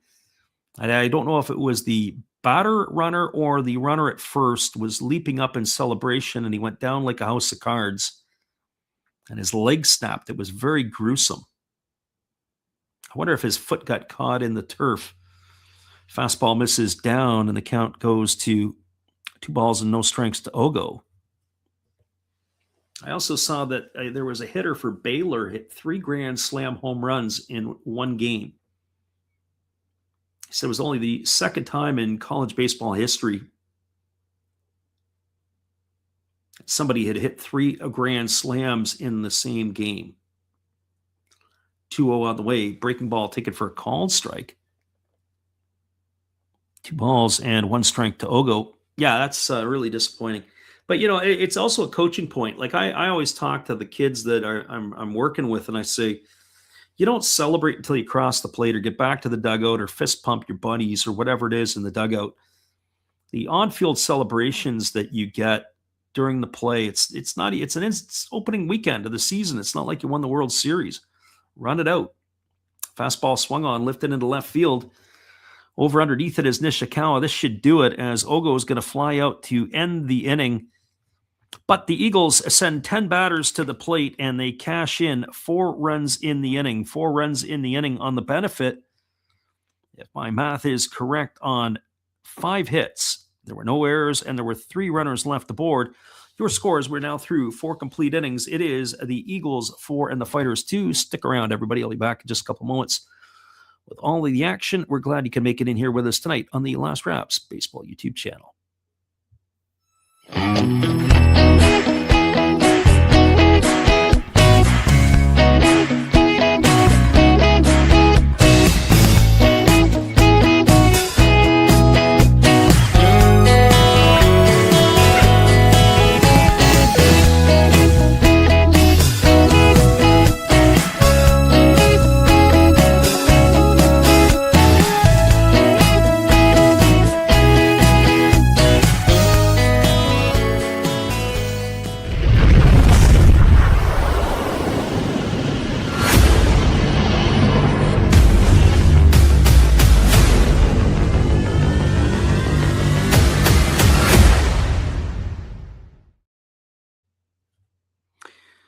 Welcome back, everybody. It is going to be the right-hander Uchi coming back out for his third inning of work, as it has only been 2 pitchers used tonight so far by the Eagles, as the Fighters have had to use 4 out of their, I guess, bullpen or staff tonight.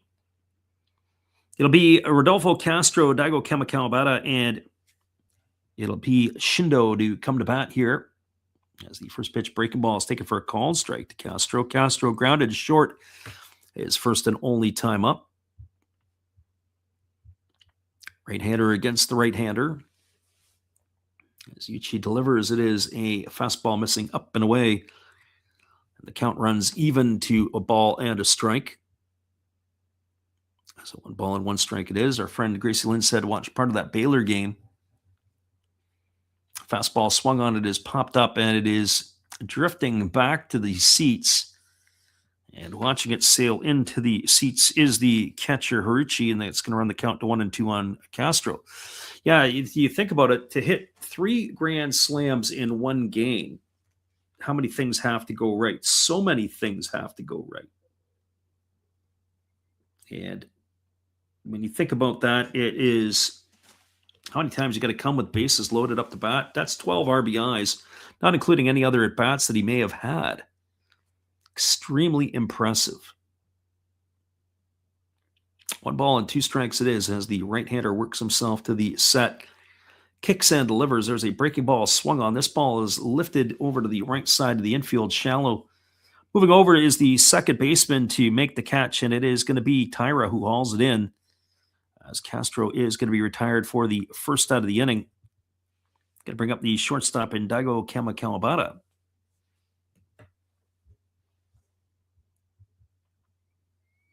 Well, for Kamikawabata,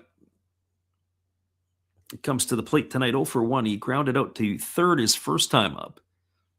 Pitch on the way is a breaking ball taken for a called strike, and the count goes to 0-1. So no balls and a strike. Around baseball, the San Diego Padres were busy today signing players, and yesterday, breaking ball swung on, grounded over to second. Tyra, busy man here in the inning. He fields it on the run, throws to first, and Kamikawabata is gone, ground out 4-3. So 2 up and 2 away. It's going to bring up the catcher in Shindo. So Yuya Shindo coming to the dish. By my counts, that is 8 in a row retired by Uchi. San Diego Padres signed Griffin Canning yesterday. They signed today Herman Marquez and Nick Castellanos. There's a fastball that misses up and away, and the count is 1-0 to Shindo.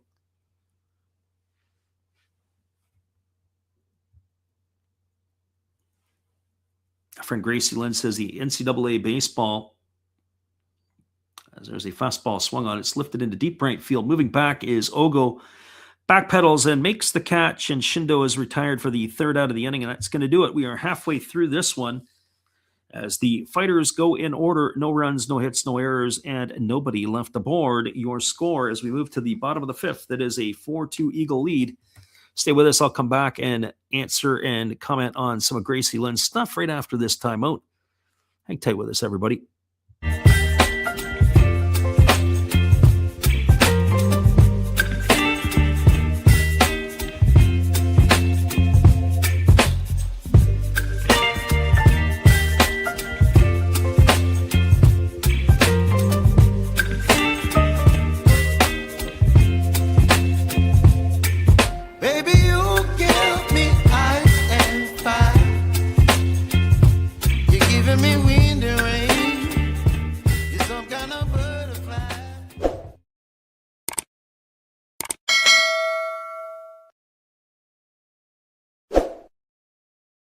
Welcome back, everybody. It is going to be the right-hander Koto Ianagi who is still in the ball game.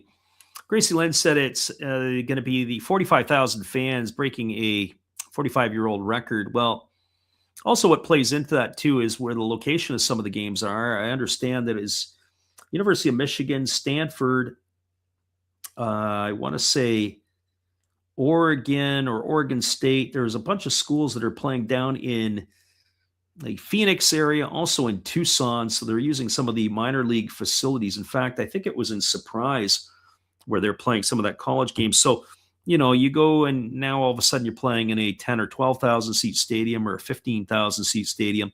That can fluff up your numbers, especially if you get people that are on spring break or on the back end of their spring break, depending on the school that you're going to. And you can draw quite a bit, especially with some of those big clubs. I think that's a smart thing to do, is to be able to put them into the neutral sites. And just as you said, the game in Puerto Rico was that game between Seton Hall and Boston College. It was Boston College. Fastball swung on and fouled away. The count is quickly 0-1 here to Shiganaga. It's Akira Shiganaga, Hirota Kobakata, and Kitaro Kamari to come to bat here to start the fifth inning for the Eagles. Shiganaga 1 for 2. He singled and scored a run in the fourth. He flew out to center in the first. Fastball moves him off the plate, and the count goes to 1-1.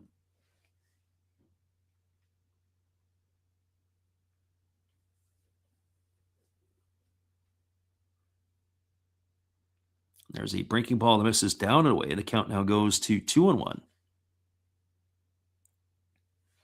Gracie Lynn says there's like 10 teams in Puerto Rico, a whole showcase tournament. That's pretty cool. That's neat that they've been able to do something like that, especially early on in the season. 2-1 on the way. It's a breaking ball that misses down. They appeal over to the first base umpire, but they say that Shiganaga didn't go, and the count now goes to 3-1.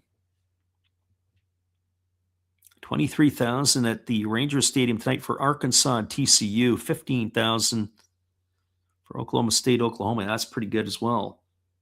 3-1 on the way. There's a fastball swung on and grounded foul down the third base side. The count goes to 3-2.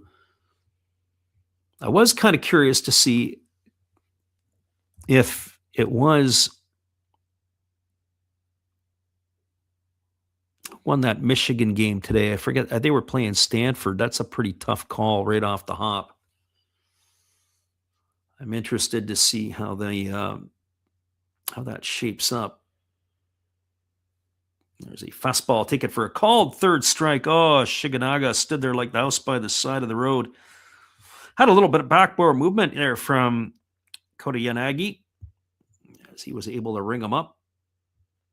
And so one in the books. I think all the games, if I'm not mistaken, across college baseball, I stand corrected on that. There's still a couple of games that are still underway, and Gonzaga and Hawaii was supposed to play in Hawaii.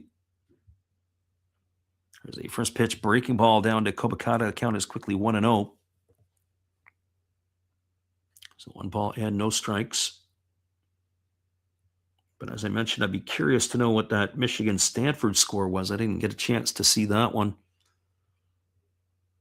A couple of kids that I know that are on the Wolverines, or at least one that I know, and one that played basketball against one of the kids' fathers. Michigan won 7-6, beat Stanford today. So 1 ball, 1 strike to Kobakata as the right-hander delivers. Breaking ball misses down and away. So Michigan is now 2-0. I don't even get a box score on that one, which is disappointing, to be honest with you, if you're looking at the ESPN site. 2-1 pitch on the way. Fastball swung on and chopped foul over on the first base side. 1 ball and 2 strikes.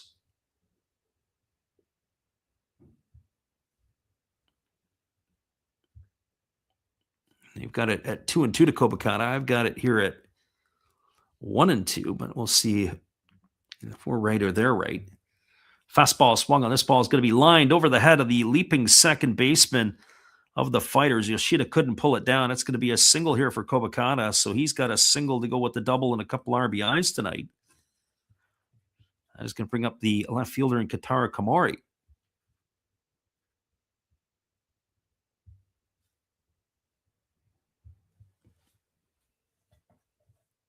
So Kamori coming to the dish. He is officially 0 for 1. He's had a sacrifice, and he has flown out to right field. At least that's how I have scored him this evening.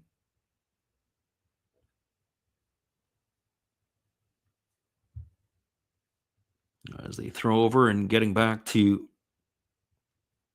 first base, diving back easily is Kobakata. Got to watch Kobakata. He's a threat to run.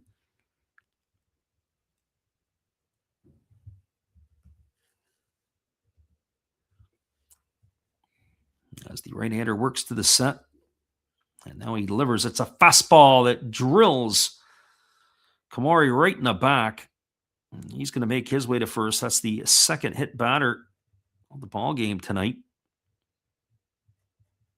So hit by pitch, he is on his way to first. The other one was Tyra.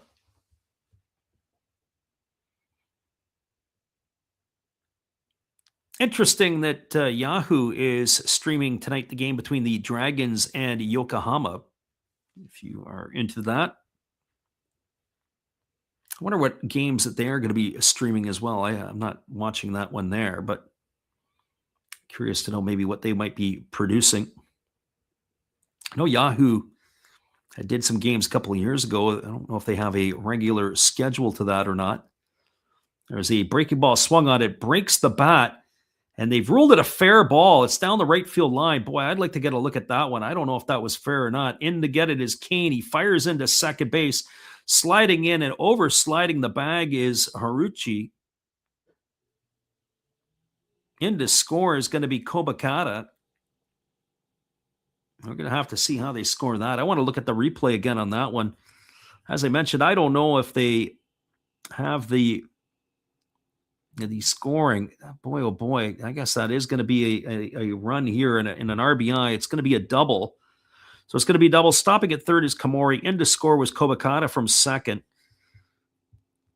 He did break the bat on the swing, and the bat went about as far as where the ball did. Ended up into a shallow right field. Well, now the Fighters have got the infield in. It's going to bring the center fielder Atsuki Muto to the plate. He is 0 for 1 tonight. Flown to center and walked, and he takes a first pitch fastball for a called strike. The count is 0-1. So no balls and a strike.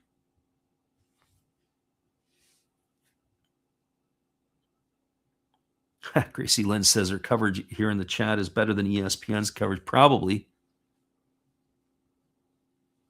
As the pitch misses upstairs and the count goes to 1-1. I'm not sure if you are in Costa Rica or not, or if you're back in the States.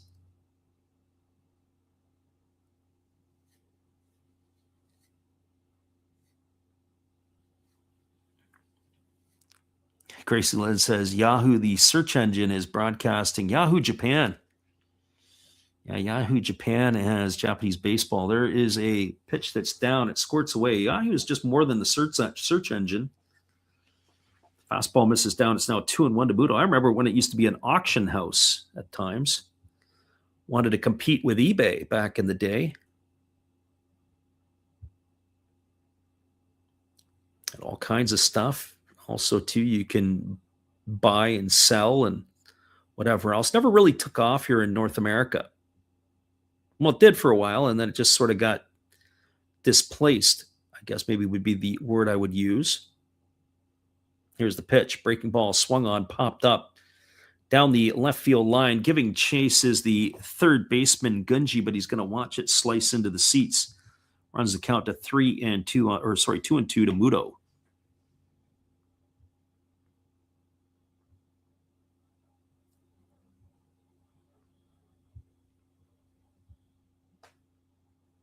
So 2 balls and 2 strikes.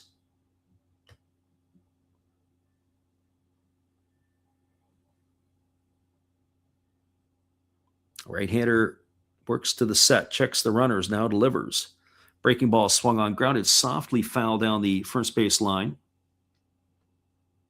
2-2 it remains on Muto.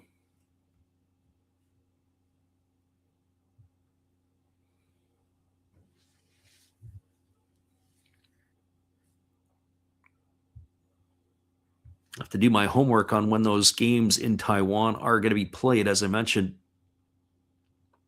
could be kind of cool. Gracie Lynn says she's in Costa Rica until mid-April. There's a fastball swung on and it's grounded foul down the first base line. The count remains at 2-2.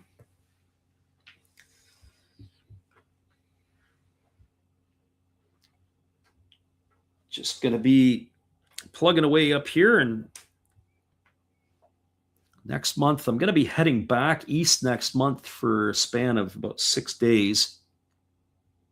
They've had a really tough winter in the Midwest, very cold, stuck around. And outside of that, it's been pretty good on the West Coast. Here comes the 2-2 pitch. Breaking ball misses outside. It's now 3-2 to Muto. So the runner at third is Komori. Runner at second is Haruchi. Eagles have runners at second and third with one gone. 3 balls and 2 strikes to Muto here. It is a 5-2 scoreline, as the Eagles have added another run here in the bottom of the 5th inning. As the right-hander delivers a fastball, it's swung on and missed. And Muto is in the books. He's gone for the second out of the inning. That's going to bring up the top of the order in Ryuya Taira.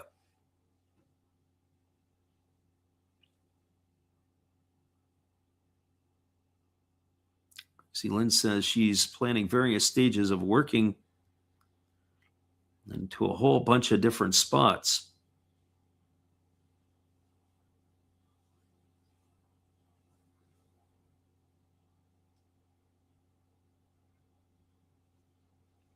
So here comes the first offering. It is a breaking ball taken for a called strike. Count is 0-1 to Taira. Taira tonight has been on base twice. He has singled, he's been hit by a pitch, and he has grounded out.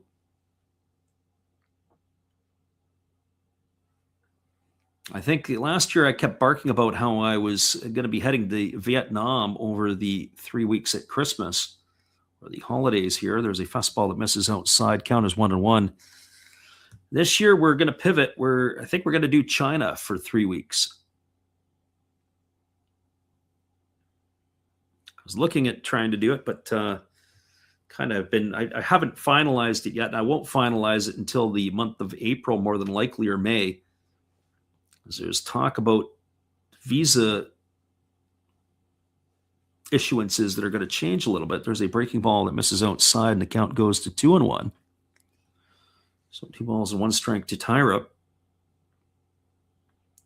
But if you want some interesting lookups, the Chinese kicked off their professional league again. They tried to, every year they've got not every year, every few years it seems like they try a professional league. So there's a team in Shenzhen. There's a team in Shanghai. Fastball misses upstairs. It's now 3-1. It's only a 4-team league.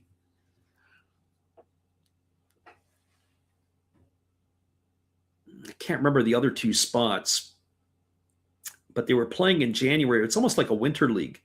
And from what I understand, the NPB, the KBO, the Chinese Professional Baseball League have all kind of given their blessings and have sent players there.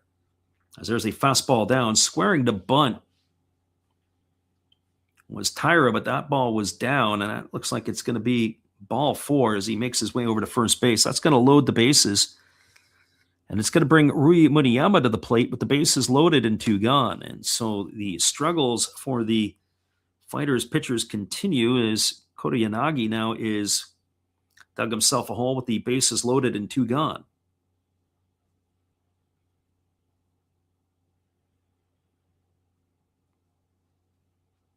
So Kota Yanagi leaning in, getting the sign from his catcher Shindo as he works set. Now he kicks and delivers. There's a fastball that's taken for a called strike under the hands. Muniyama tonight is 2 for 3. He's got a couple of singles and an RBI. He's also grounded out in his other trip to the plate.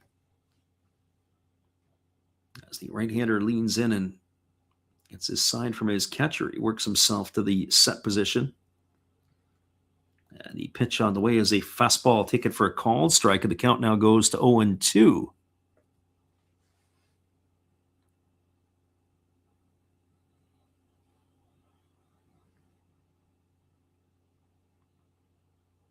Gracie Lynn says she's looking at the possibility of a passport to add.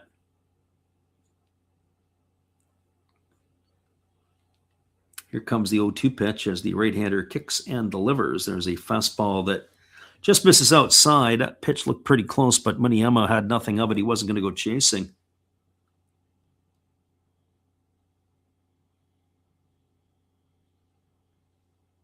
Yeah, Saudi Arabia, you got to do your homework on. There's certain countries I really think that you got to do your homework more on. Saudi would be one, and certainly, certainly with the genders would be something else too. There's a fastball that misses down. I do believe that outside of the compounds, you're going to have to probably wear a burqa. Is it burqa or gurkha? Or a hijab? I'm not sure exactly what the name for that would be. So 2 balls and 2 strikes as the right-hander again works set. Kicks and delivers. There's a fastball that is golfed into right field. It's going to get down for a base hit. More runs coming for the Eagles. As up is Kane. He comes in, he throws it into second base, trying to throw behind the runner. And that is going to cash in another Eagle run. Interesting, and he threw it into second. I'm not sure why he chose to do that, but that is going to be an RBI here for Muniyama. Bases are going to stay loaded. So Muniyama with the RBI single. Over to second is Tyra. Advancing over to third is Haruchi. In to score is Kamori. And the Eagles have extended their lead to 6-2, and we are going to have ourselves another Fighters pitching change. So 7 batters come to the plate in the inning. Kota Yanagi strikes out 2 batters, but he has hit 1, he has walked 1, and he has allowed 3 hits, and his night is done. I checked that. He's allowed 4 hits, no walks in the inning. Oh, no, I was right. 1 walk, 3 hits, and a hit batter, and his night is done. So we are going to the bullpen yet again, and it is on the always popular number 114 coming in relief, and so that would be a training player as they're trying to get through the innings here. So 114 looks like it is Ryodai Matsumoto. I'll have to double check on that as well. A big right-hander, and that's exactly who it is. So my always popular numbers when they get into the 100 plus. So the 5th pitcher to be used tonight by the Fighters, 114. Ryodai Matsumoto on in relief. And we were asking about how many development players / training players that they would have. A development player last year, or at least at the end of last year, they had 3, 8. There was 18 development players that the Fighters had at the end of last year. So you add that to the 70 players to professional contracts. You have 88 players in camp. I'm sure there's probably close to 100. Well, the tune-up tosses are done as Matsumoto ready to deliver in a tough spot, and it's a first pitch fastball swung on. It is lifted into right field. It's slicing toward the line. Over to make the catch is Kane, and with 1 pitch, the inning is now over, and that is going to do it here in the 5th inning. I'm not sure if they're taking a 5-minute break or not, but we're going to take a break because I've got to go and have a little nibble on something to eat. But they did get 2 runs in the inning, did the Eagles, on the benefit of 4 hits. There was no errors and 3 runners left aboard. They've left 9 on board through the first 5 innings. We're going to take a little time out, and we'll come right back in just a moment. Looks like they are going to take the break because people are going to the bathrooms. We'll be right back after this. It is a 6-4 Eagles lead as we cruise to the top of inning number 6. Music on loop. We'll be back in just a few. Hang with us, everybody.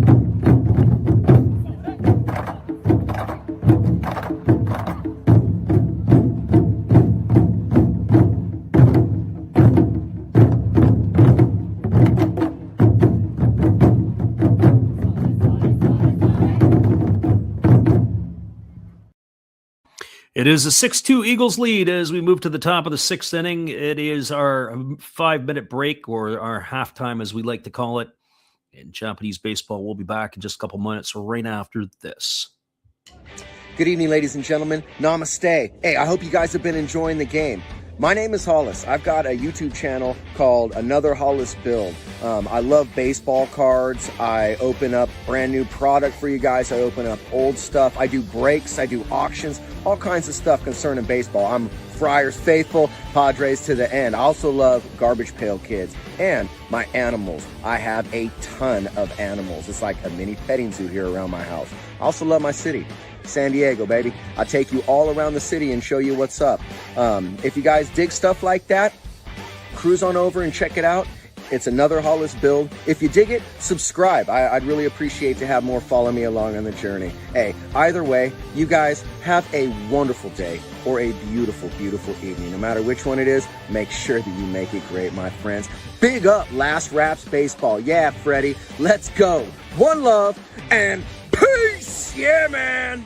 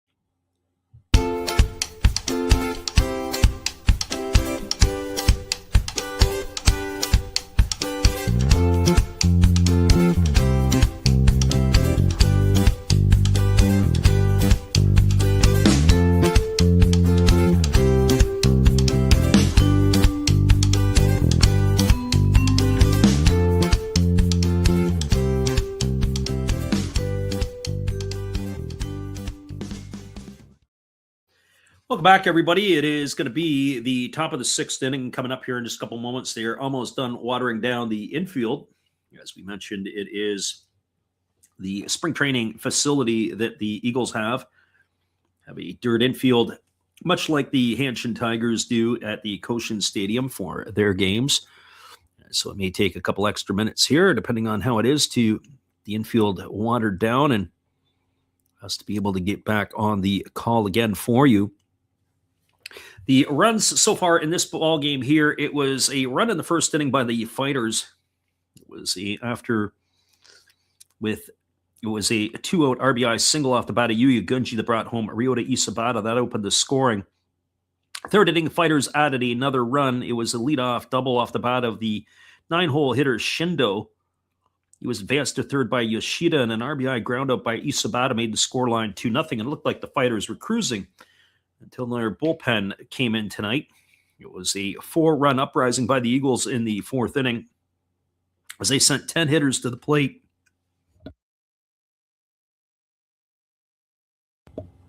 One of the big blows was a 2-run double off the bat of Hirota Kobakata. RBI singles off the bat of Haruchi and Muniyama had increased the scoreline to 4-2. Eagles then padded their lead. They added 2 more runs in the fifth inning, as it was a RBI double off the bat of Haruchi. And a RBI single off the bat of Muniyama has given them a comfortable 6-2 lead. But in spring training, nothing is ever comfortable. As we are ready to resume the action, the Eagles have taken to the field. And we will give you the call here in just a moment. Our friend Gracie Lynn says she may stick around for another half inning, or, who knows, maybe a couple extra innings after that. You never know. It always can be that type of thing. Gracie Lynn says they have to relax that, and you don't have to as a tourist, as they relax it for the hosts. She was talking about the part there. I don't know how Saudi's rules have changed. I know that they've had some different laws and different things, and not sure that Saudi would be on my top 5 destinations to visit at this point in time in my existence. Gracie Lynn says that she may consider to go there. I think that would be great. Well, we do have a pitching change as the Eagles are going to their bullpen. We'll get the confirmation for that for you in a moment. Didn't catch the number. I think it was Katani who's coming in, but we'll make sure that is the case here. No, it's number 62. Who is 62 or 62? This is Nishiguchi. So Naoto Nishiguchi on the hill here. He will be the third pitcher used tonight by the Golden Eagles. So Nishiguchi ready to go. Have to keep our eyes open for the changes. It's the top of the order in Yoshida, who's at the plate. The first pitch, he swings and fouls it off, and the count is 0-1. Slated to come to bat here in the 6th inning would be Yoshida, Isobata, and Kane, the top 3 hitters in the Fighters order.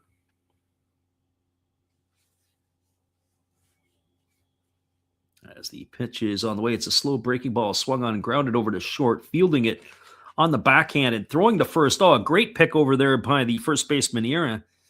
And it was Muniyama on the backhand who fires over to first. That's going to retire Yoshida on a ground out 6-3. So 1 in the books here, and that is by our counts 10 in a row now retired Fighters batters. Gracie Lynn and her soccer stuff. My take on the soccer stuff up here, the cost of the tickets. I should send you a photo. As the first pitch is missing upstairs, counts 1-0 to Isobata. Isobata 1 for 2 tonight. So if you are on here, if you have the,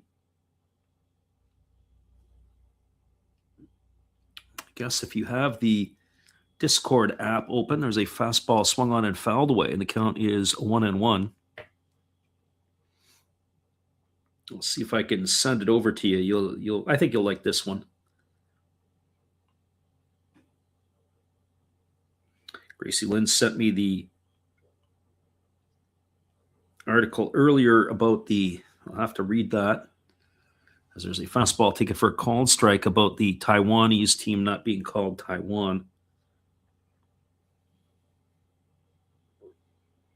I just have to find that photo.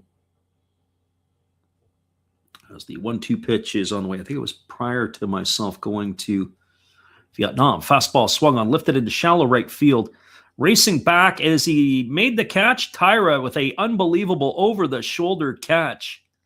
Oh, my goodness. That's a highlight reel one right there in spring training. It was a shallow hit ball. Isobata, the batter, they were playing him, I'm surprised, a little more maybe deeper than I would have thought. But he makes this phenomenal over-the-shoulder catch, Tyra, to make the catch. That is the second out of the inning. Absolutely fantastic play. So 2 quick outs here, and that's going to leave it up to the right fielder, and that is at Polo Kane. As Kane steps in, waiting on the offering from the right-hander. There's a fastball that's taken for a called strike. Count is quickly 0-1.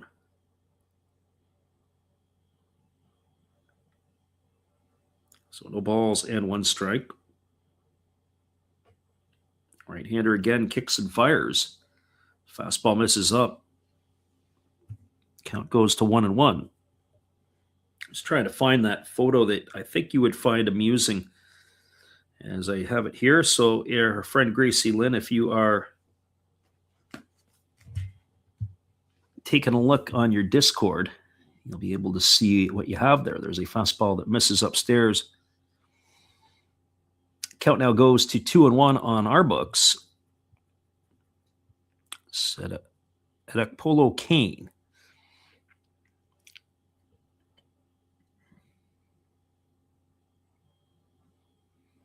Sent Gracie Lynn the photo, not of the current stuff, because I don't have any current tickets. There's a fastball swung through and missed.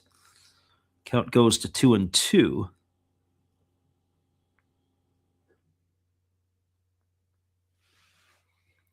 So I just thought you'd get a kick out of this one here. And plus, the other thing is, too, some of the matches that are going to be held in this part of the world, you know, Egypt versus, I could have bought tickets. I was on the list to buy tickets early. 2-2 on the way. Fastball swung on and it's popped up foul. It's going to reach the seats. And I just don't have any interest in going to watch Egypt and New Zealand or Australia. I think it's Australia and Egypt. But I would expect that the ticket prices will probably fall.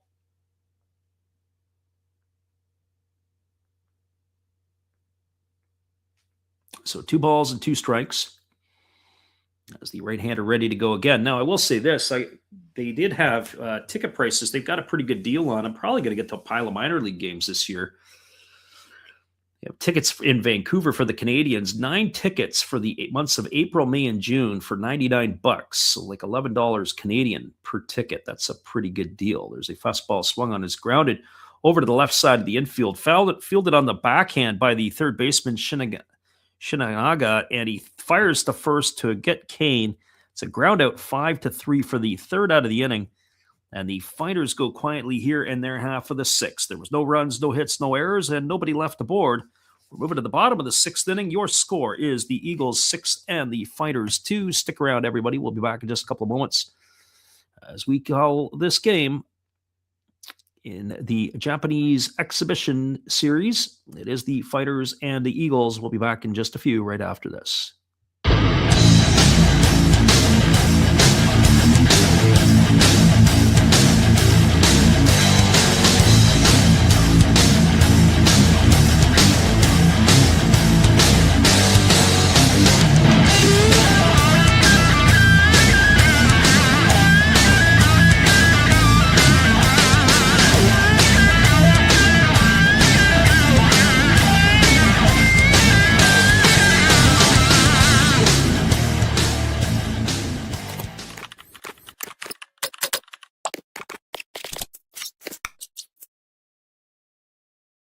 Welcome back, everybody. We have a pitching change. Our friend Gracie Lynn says the picture that I sent her, those were my tickets from the 1994 World Cup, so that ought to put it in perspective as where the ticket prices have changed. I'll be back in just a couple moments. We'll be right back after this.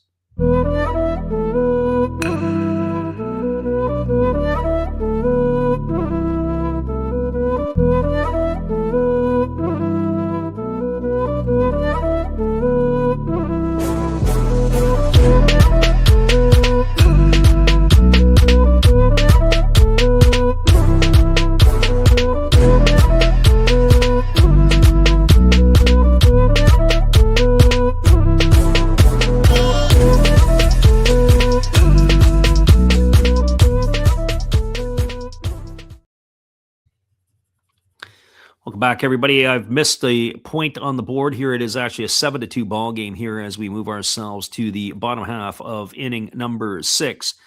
There is a pitching change here as the Fighters have gone to their bullpen again. They are calling on a left-hander, and we'll get you up to date on that in just a moment. It looks like it is Kenta Uehara who is in the ball game. Left-hander is number 20. So he is on here to face Yuya Ogo, and the first pitch is a fastball swung on and missed. The count is quickly 0-1. So Uehara on in relief. And Ogo in the hole at 0-1. There's a fastball swung on it, is lifted into deep left field, giving chase on it, moving back and battling the wind and making the catch right up against the wall is Nishikawa. And that is going to retire Ogo for the first out of the inning. Boy, he sent it for a ride, and that ball was just being blown around in the winds. The Okinawan winds taking it for a ride. So that is going to take care of Ogo for the first out of the inning, and that's going to bring Akira Shiganaga to the plate. And Shiganaga is officially 1 for 3 tonight. He's singled and scored a run as he swings through a first pitch fastball. The count is quickly 0-1. So no balls and a strike. I'm going to update our banner here as we had made that error. It is a 7-2 scoreline. As there is a fastball swung on and missed. And the count is quickly 0-2.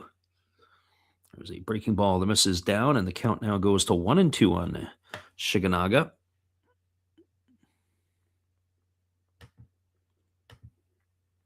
This game here was moving along at a decent clip through the first inning, and then it sort of hit a bit of a logjam. Gracie Lind said, I thought that was for 2026. Yeah. Yeah, 1994, that would be what I paid for Boston and for Detroit. Here comes the 1-2 pitch as the lefty kicks and fires. Fastball taken for a called third strike at the knees. Shiganaga, he watched that one go by for out number 2. So 2 up and 2 away here in the 6th inning, and that is going to leave it up to the designated hitter, Hirota Kobakata. Just goes to show you where our dollar is today, or what it was worth then and what it's worth now. Not worth the paper it's printed on in some cases. Here's the first pitch. Fastball delivered to Kobakata, grounded to the right side, fielded by the first baseman, Kiyomiya. Underhand flips it to the pitcher covering, and that is going to retire Kobakata on a ground out 3-1. He's gone for the third out of the inning, and that is going to do it as 2/3 of the ball game is in the books. They go in order to the Eagles for the first time since the second inning. There was no runs, no hits, no errors, and nobody left the board. We are through 6 complete. Your score is the Tohoku Rakuten Eagles with a 7-2 lead over the Hokkaido Nippon-Ham Fighters. Stick around, everybody. We'll be right back in just a couple of moments with all the action right after this musical timeout.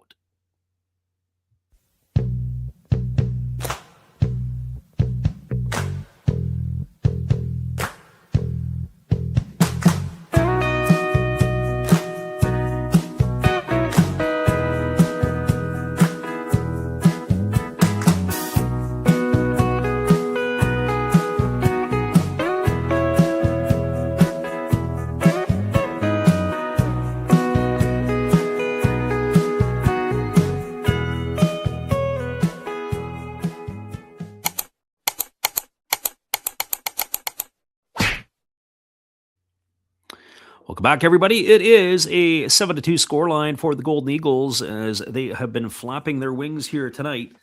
They have scored 4 in the 4th and 3 in the 5th as they have a 7-2 lead over the Fighters. We'll be back in 30 seconds with all the action right after this time out.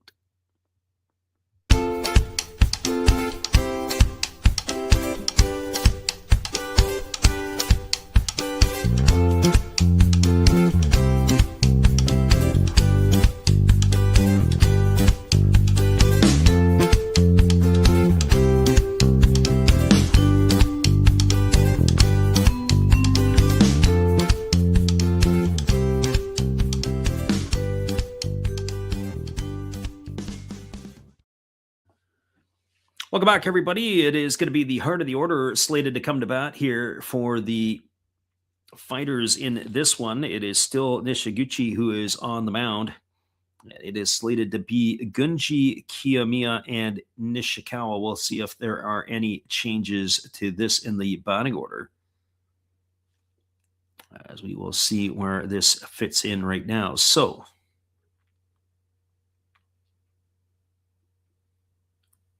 as we wait here to see, unfortunately, my ability to read Japanese is not as strong as it should be. It looks like we do have ourselves, it looks like a pinch hitter here, and we'll have to get that for you in just a moment.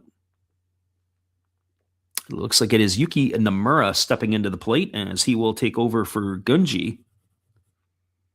And the first pitch on the way is a fastball that is swung on and is lifted into center field.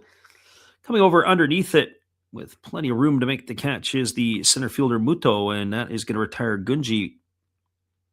Or I shouldn't say Gunji, it's going to retire Namura for the first out of the inning. And it's slated to bring up Kotaro Kiyomiya, but we'll see if his night is done too. And it looks like it is. They are going to be changing over here. We'll get caught up for you in that in just a moment. First pitch breaking ball is taken for a called strike. This would be number 58. This is Taiki Narama.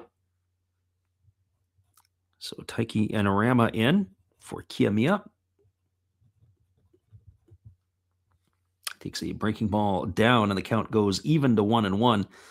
So just as we are a bit behind, so too is the scoreboard again, as they don't have a count up. Here's the 1-1 pitch on its way. There is a changeup waved at and missed, and the count now goes to 1-2. So ball and 2 strikes. Keep the eraser handy, because I have a feeling we're going to have to be taking out and erasing some of the stuff here. There's a fastball down. Good job by the Ramba to hold up on that one. It runs the count now to 2-2. So 2 balls and 2 strikes.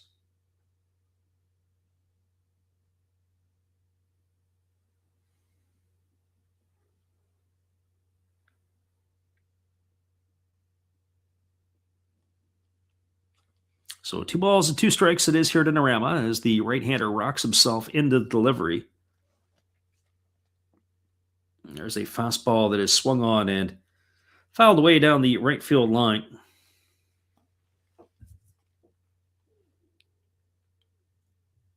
Count remains at 3-2. I guess we missed one of the balls there. So 3 balls and 2 strikes. Right-hander again delivers. There's a fastball swung on and lifted foul again. So the battle will continue to Narama. 3 balls and 2 strikes it is.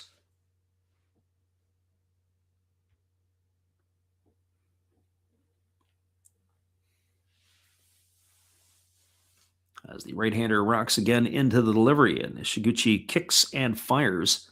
Fastball swung on, grounded, and it's going to get past the third baseman. It looks like it took a wicked hop down the left field line, rounding first. And are we going to have we're going to have to see if they're going to rule that as a error or a double. I'll have to go look at the replay on that one. We'll get a look at this one again. Narama takes the swing. He ends up hitting it, and I think it got over the head of the third baseman down the line. So it looks like he's going to get himself a double. We'll just go and see if that is the official report on what they have to say. It does look like that is the case. So that's been the first base runner that the Fighters have had in a while, and that is their first base runner since the 3rd inning, when Shindo had himself a double. So he is on at second base as Narama. Haruki Nishikawa to the plate, and he swings and he hits a fastball into right field. One hop, Ogo fields it. He fires to the plate. Oh, nice throw by Ogo. That's going to keep the runner Narama at third. Safely into first is Nishikawa. That puts runners on the corners with 1 gone. And it is slated to bring up Rodolfo Castro to the plate.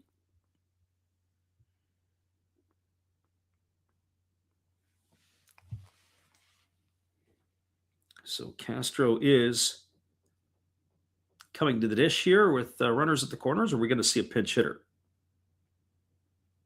Well, you are German. Yes, sir. So we've got runners on the corners, as there is one away here. And we've got Rodolfo Castro stepping to the dish. Oh, he's calling his game. As the right-hander looks in, and he gets the sign from his catcher as he works himself to the belt. Here's the pitch. It is a breaking ball that misses down, and the count is 1-0. 1 ball and no strikes. Castro tonight, rough night at the office. He's grounded to short, and he has popped a second in his 2 trips. Not as the designated hitter in this one, as the 0-1 is on the way. There's a fastball that misses down. Count now goes to 2-0. So 2 balls and no strikes. Nishiguchi, who had a pretty good first inning of work as he retired the first 3 batters he faced. He got the first out here in the inning. And then a double and a single has got him in a bit of a pickle. Runners on the corners with 1 gone. Again, the right-hander works himself to the set. Now he kicks and delivers. There's a fastball, and that just misses outside. Boy, that pitch looked pretty good. Home plate umpire wasn't going up with the right hand, so maybe Nishiguchi getting a bit squeezed here.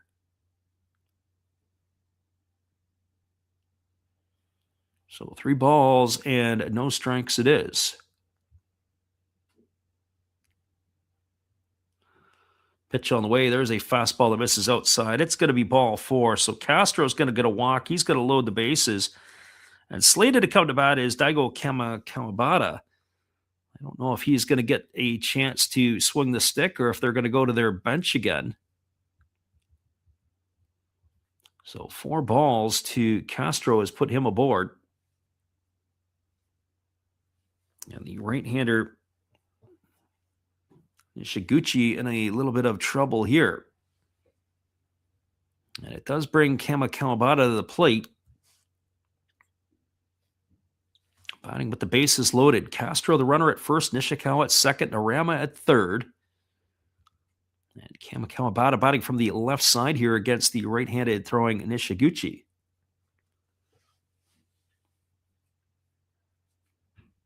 As the right-hander works himself into the set position, and here comes the pitch. On its way, breaking ball catches the inside corner for a called strike, and the count is 0-1. It looks like it's Yusuke Tamiya waiting his turn on deck, so that spells the end of the night, or Yua Tamiya for Shindo. Pitch on the way. It is a split finger pitch swung on and missed in the dirt.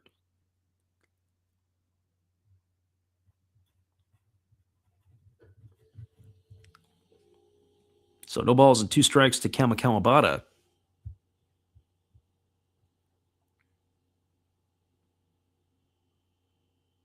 Gracie Lynn says this game has dropped into a snail's pace. Well, at times it has the parts where you think it's going to pick up the pace. I mean, it's 2.5 hours for 7 innings, but I have to tell you, at other times you got the pitchers who can't throw strikes. There's a fastball that misses down and in, and the count is 1-2. She could use as a couple more double plays. Part of it's the pitcher's inability to throw strikes, and then, of course, you've got some hitters that are in the order that can't hit. It's always makes for a recipe for disaster. Pitchers who can't throw strikes and hitters who can't hit them when they are thrown there.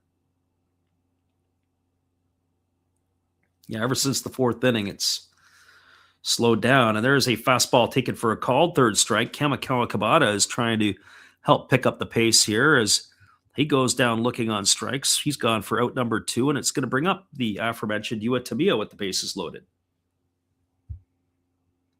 And for Tamiya, getting his chance to come in to get his first at bat here tonight as he is on to hit for Shindo. As we mentioned, the lineups are ever changing a bit. Looks like we have a few different players in different positions. Pitch on the way. There's a fastball taken for a called strike. It looks like Ishihara is behind the plate now for the Eagles. Nakajima is in left field. Sorry, Nakajima's in center. Left field would be, looks like Kurikawa. As the right-hander delivers, there's a breaking ball that misses outside. Count goes even to 1-1 on Tamiya. 7-2 Eagles have the lead here in the 7th inning, 2 gone. As the right-hander does a little bit of gardening work around the mound. And we're ready to go back at it again. Chusei Manami is in the lineup as well now for the Fighters. So the Fighters have got some regulars that have come back into the game, or new regulars in the game. Fastball misses up. As we mentioned, but they only had about 3 or 4 guys that I recognize in the Tohoku lineup, or at least guys who didn't I say recognize, guys who would be regulars that most people would recognize. And then there were about another 5 guys elsewhere. It looks like the Giants had a pitcher, Ishikawa, was ejected from the game today as he hit a cart player in the head. So it looks like Kubo was hit in the head, had to be taken off the field on a stretcher. And Tetsuya Ishikawa was ejected for throwing the dangerous pitch. As that pitch is swung on and fouled away, and the count goes to 2-2 on Tamiya. So that's interesting news as it happens. So the stadium was in an uproar, they said. Well, those things happen as long as it wasn't intentional. There's a breaking ball swung on and lifted foul down the left field line, and the count remains at 2-2. We've seen that a couple of times where players get hit and they go down, and anytime you get hit in the head, the pitcher is automatically ejected in Japan. I think that's pretty much an Asian rule. I think also you see that in Korea and in Taiwan. I have to double check that. Doesn't matter whether it's on purpose or whether it's accidental. Here's the pitch. Fastball misses down. Count goes to 3-2. Well, that means the runners are going to be in motion here. So Narama's the runner at third, Nishikawa at second, Castro at first. 3 balls and 2 strikes to Yua Tamiya. Fighters try to find their way back into this one here. Got to tell you, this Sonny's that the third base coach of the Fighters has is pretty impressive. So here comes the 3-2 as the right-hander works himself to the set. Kicks and delivers. There goes the runners. It's swung on. It is chopped over to the right side of the infield into no man's land. And did they get him? No, they didn't. Oh, my goodness. And it looks like they're going to cash a pair on this one. Oh, boy. So it was a ground ball over to first. The first baseman is Tyra, who started the game at second base. He came in to charge the ball. It was hit in no man's land. Wasn't able to get to the bag in time to tag it. He waited by the bag. The ball ended up past the pitcher. He fielded it. Then he had to step on the base, and the runner, Yua Tamiya, who runs well for a catcher, able to leg it out. But the beauty of that is it's a single, and it's going to be 2 RBIs as the runner came all the way around from second base. So you hit a ball at about 85 feet, and you cash in 2 runs. So now the scoreline is 7-4. And that's going to put runners at the corners as Castro went all the way around to third, and it's going to bring up the top of the order in Kengo Yoshida. Yoshida tonight is officially 0 for 3. He's grounded out twice and flown out to right. As the right-hander holds to the set, now he kicks and delivers. It swung on. It is grounded over to the left side, fielded on the backhand by the short stop. He throws to second, and they're going to be able to retire Tamiya on a fielder's choice. He's going to be gone 6-4 for the third out of the inning, and that is going to do it here for the Fighters. But they get a couple of runs back on the board. They had 2 runs in the inning on the benefit of 3 hits. There was no errors, and there was 2 runners left aboard. Score as we move to the bottom of the 7th. It is a 7-4 ball game. Stick around with us, everybody. We'll be back in just a couple of moments with all the action right after this, and we'll give you our version of Take Me Out to the Ball Game.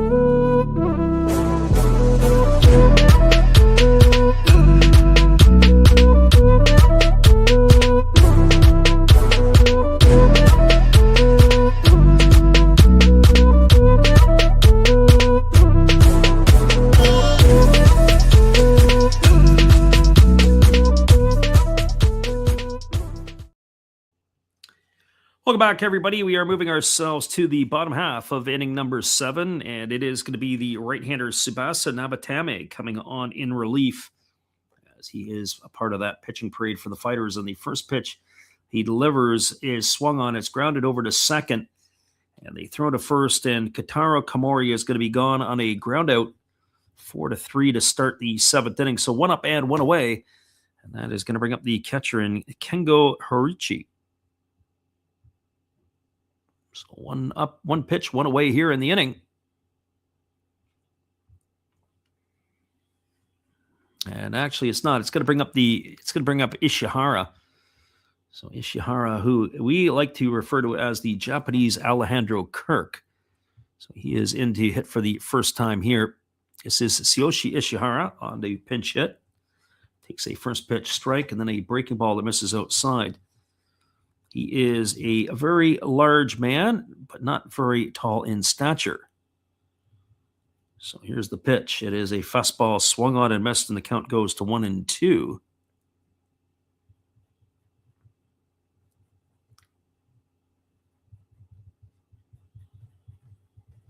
So Ishihara, 1 ball and 2 strikes. Pitch on the way. Fastball misses upstairs, and the count now goes to 2-2. So 2 balls and 2 strikes it is.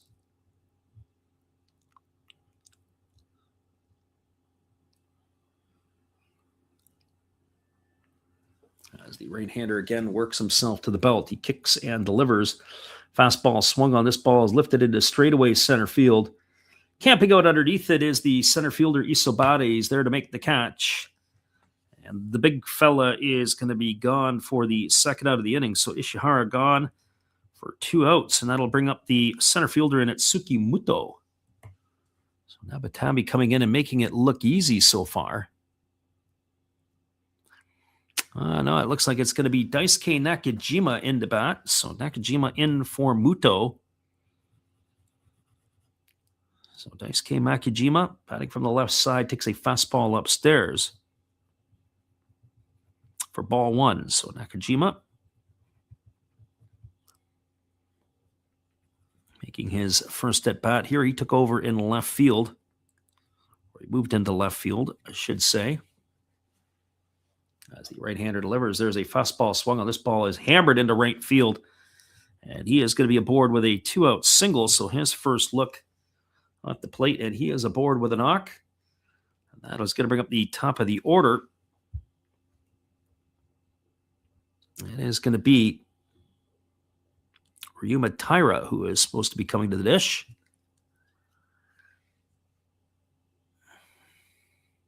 And we'll see if it is indeed him. Yes. He began the game at second base, and then he moved over to first base a couple innings earlier. So he is batting from the right side here against the right-hander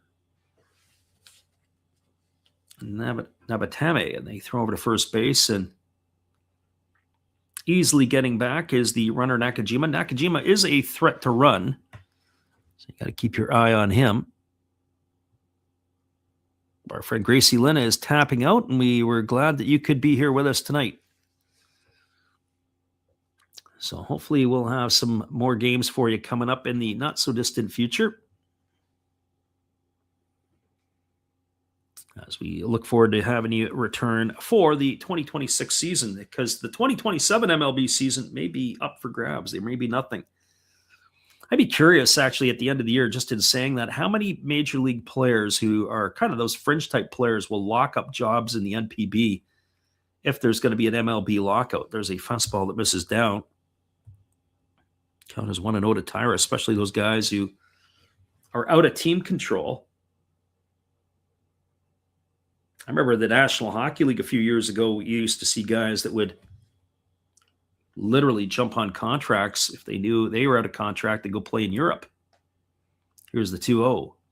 Fastball swung on, grounded softly over to short. They go to second, and that is going to end the inning on a fielder's choice. So Nakajima erased on a fielder's choice, 6-4, and that will be it here for the Eagles in their 7th inning. There was no runs in the inning. There was a hit. There was no errors, and there was 1 runner left stranded. Your score now as we go to the top of the 8th inning. It is a 7-4 ball game for the Eagles. We'll be back in just a few. Appreciate you for listening in on the Last Drops Baseball YouTube channel. Stay with us, everybody. We'll be right back after this timeout.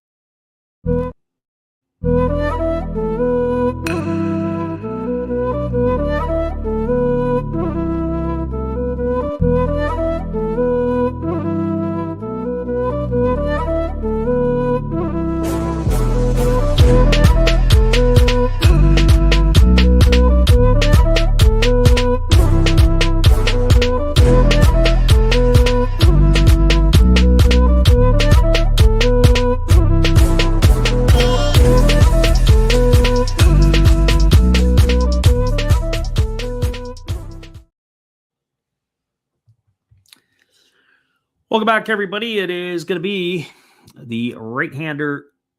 We have a new right-hander, it looks like, on the mound, number 54 for the Tohoku Rakuten Golden Eagles, and that will be Naoki Hinata, as he is going to take over here. He'll be the 4th pitcher used tonight by Tohoku, as he is replacing Nishiguchi, who followed Uchi and Takanaka. So Naoki Hinata on in relief. Well, what do we have? Well, we've got coming up to face him. It's slated to be the top of the order. And by all accounts, it would be Yoshida, Isobata. Check that. It's going to be Isobata, Kane, and Nomura. But it looks like Kane is done. It'll be Chusei Minami. So Minami will be coming up in the order here. The first pitch is a fastball that misses way upstairs. So ball 1 to Isobata. Isobata tonight is officially 1 for 3. He's got a single, a stolen base, an RBI, and he has scored a run. There's another fastball that misses way upstairs. The count now goes to 2-0. So 2 balls and no strikes. It looks like we might have a new catcher in the game as well. I wonder if that is going to be the end of the night for... It does look like it's Mizukami who is behind the dish. So 2 balls and no strikes as Isobata waits, and there's a breaking ball swung on. It is grounded on 1 hop to the right side. Fielded neatly by the second baseman. And that is Kurakawa, who is over there now. He fires to first. And Isobata is out on a ground out 4-3. So 1 up and 1 away here. And that's going to bring up Chusei Minami to the plate. So this is Minami's first at bat. And he has replaced Idakpulo Kane, who was 0 for 3 tonight in this one. So Minami batting from the right side here, waiting on the first offering as the right-hander delivers. Breaking ball misses up and in, and the count is quickly a 1-0. So 1 ball and no strikes to Minami.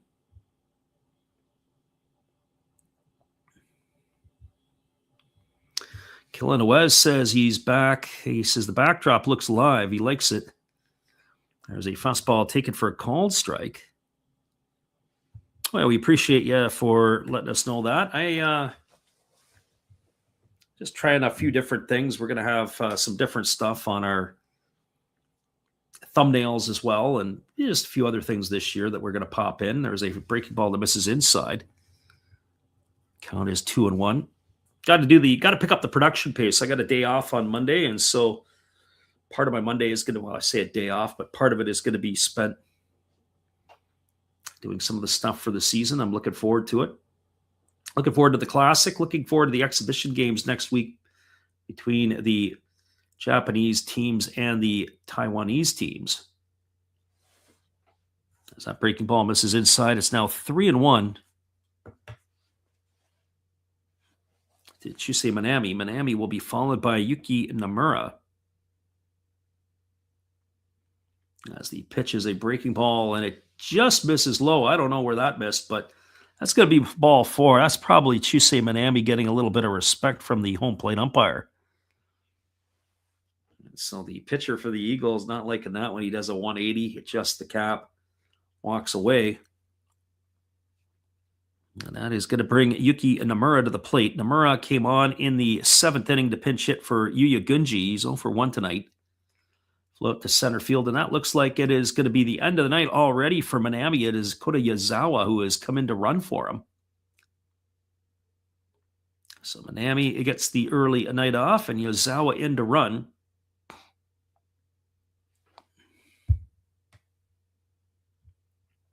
Yazawa was once upon a time a dual player, or listed as a dual player, both as a pitcher and a hitter.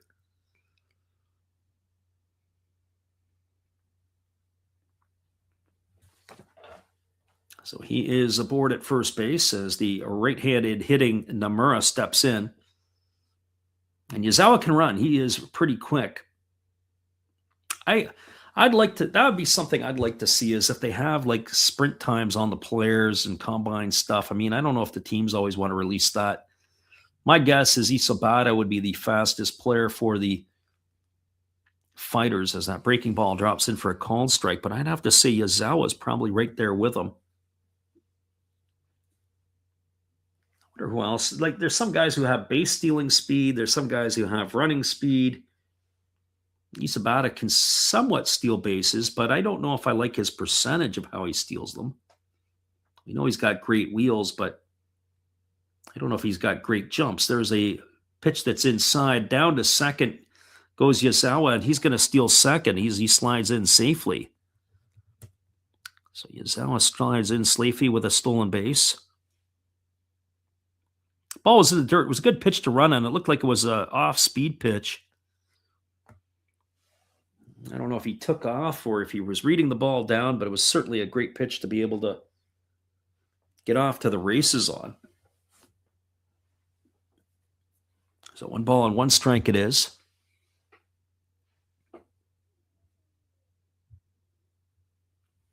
Our friend Killen asks us if we're calling any of the World Baseball Classic games. There's a fastball down in the dirt, and the count now goes to 1-1. Or check that, 2-1. Yeah, to answer your question, I will be calling some Classic games. I have been looking at the calendar.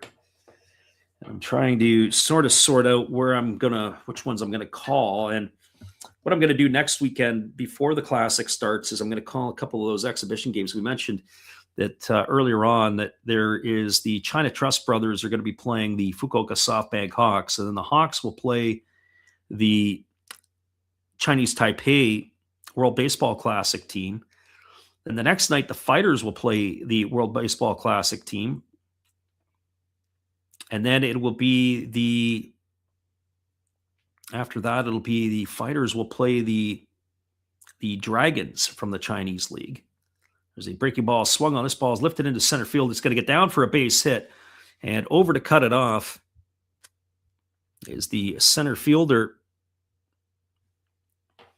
And that would be Nakajima, but it's going to cash a run in. It's going to be an RBI single off the bat of Nomura. And to score is Yazawa, and that's cut the lead now to 7-5. So an RBI single. So the Fighters just keep chipping away, and it's supposed to bring up Taiki Narama.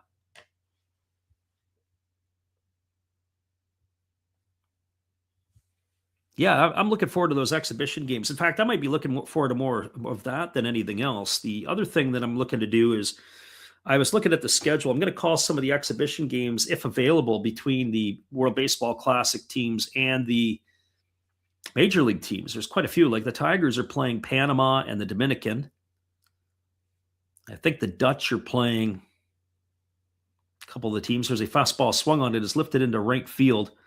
And moving over underneath it and making the catch is the right fielder. And that is Ogo, still in the ball game, and retired is Narama. He's gone for the second out of the inning. Or is it? Yeah, he is. He's gone for out number 2, and that's going to leave it all up to the left fielder, Haruki Nishikawa. I think it's the Orioles are playing the Dutch. Like, there's a few games. I unfortunately, I just can't do the American games. I can't do the ones at night this time of the year. It's just difficult. I will be able to do the Classic final, and I'll be able to do some of the other leading games to that, which I'm looking forward to. Here's the pitch. Breaking ball. Take it for a called strike. The count is 0-1. So no balls and 1 strike.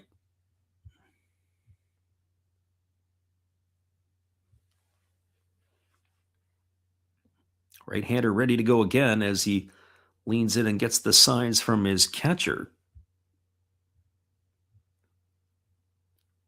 I think Killa says the Dodgers are playing Mexico. Yeah, that'd be a huge draw at Chavez Ravine if they were playing there. There's a fastball that misses down and away. 1 ball and 1 strike.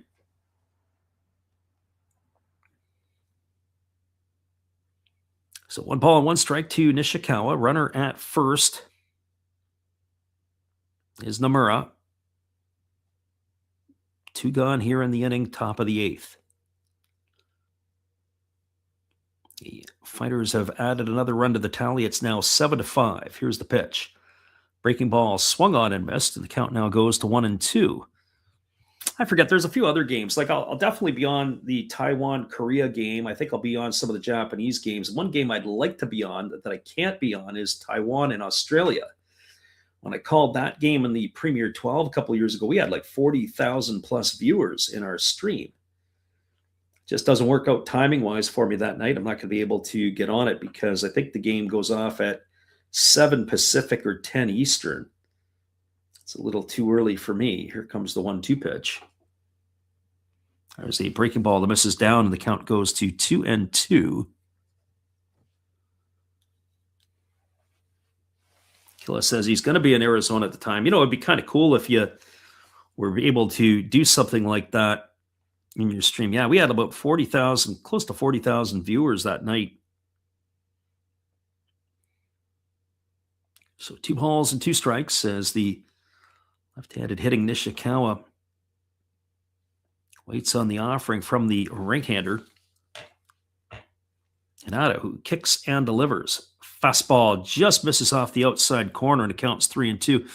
I got to tell you, the home plate umpire here in the 8th inning has forgotten to raise his right hand a couple of times, and that was another pitch that was pretty close. Chusei Manami was the beneficiary of a couple of those calls, and now you've got Nishikawa at the plate getting calls as if he's been a 15-year veteran of the NPB.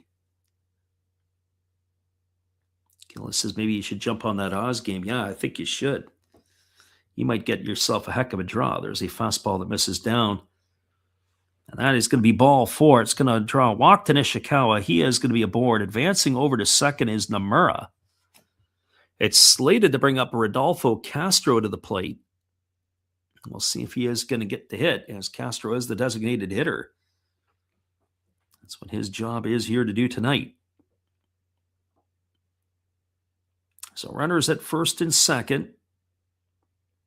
2 gone here in the inning. And it is going to be, is it going to be Castro? Looks like he's got quite a bit of body armor on here, all in yellow.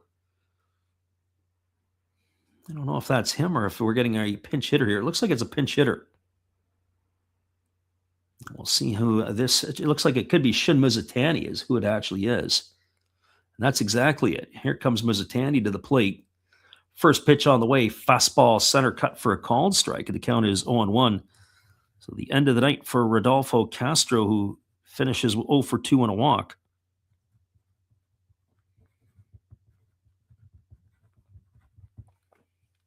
So Mizutani in the hole here quickly at 0-1.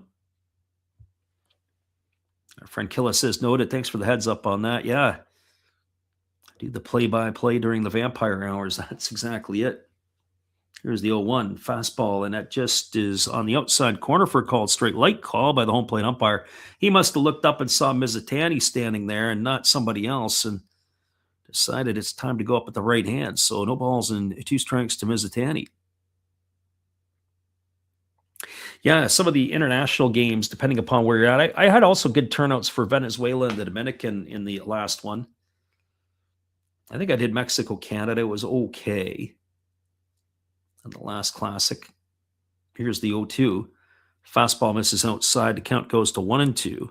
Certainly the late night Asian games, the Australian games, those ones there get a pretty good following, pretty good crowd that come in. And I can't comment on the primetime games because those are usually the ones I can't make it to do. I think I did USA Venezuela in the last classic, and we had a pretty good turnout for that. Here comes the 1-2 pitch as the right-hander delivers. It's a split finger pitch down. The count runs even to 2-2. So 2 balls and 2 strikes.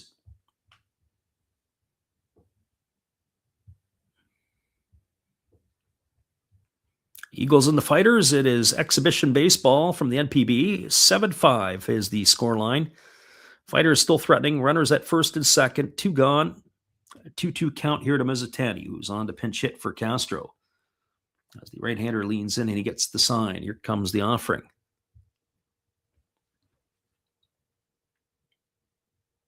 Now he kicks and fires. It's a fastball swung on it. Is lifted into deep right field. Not deep enough as Yuya Ogo is there underneath it. He's going to make the catch, and Mizutani is going to be gone for the 3rd out of the inning. Well, the Fighters continue to chip away. They get another run back. 1 run in the inning on the benefit of 2 hits. No errors and 2 runners left aboard. We're now moving to the bottom of the 8th inning. Your score is the Eagles 7 and the Fighters 5. Stay with us, everybody. We'll be back in just a couple of moments with all the action right after this. And I'll continue to chat with our friend Killer Nuez in the stream tonight. We're glad to have you with us. We'll be right back after this.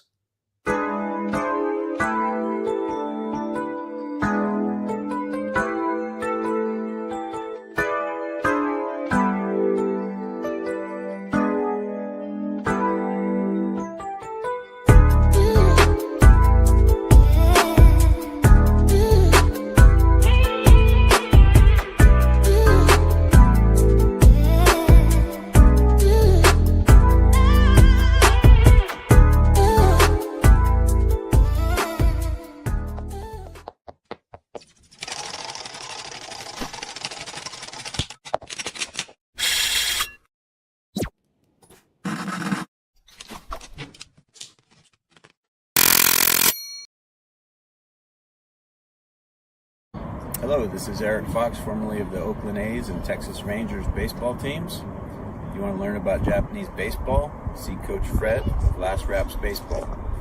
If you want baseball instruction, see Coach Fred. If you want to learn about golf, do not go to Coach Fred. Fred, what kind of club is this?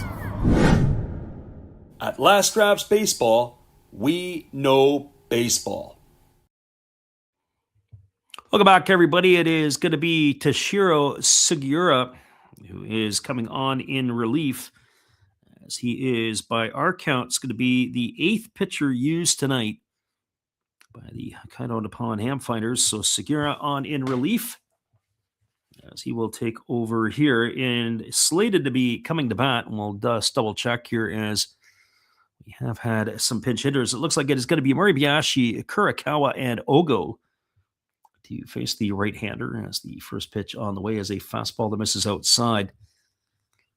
Count is 1-0, although I have to do a double check here. It does look like it may not be. It's actually Moribayashi who is on to pinch hit for Muniyama. So Moribayashi swings. He grounds it softly over to short. Fielding it is Kamikawa Bada, and he throws to first. It's a ground out 6-3 for the first out of the inning. So Moribayashi, not for Muniyama, and he is gone for out number 1.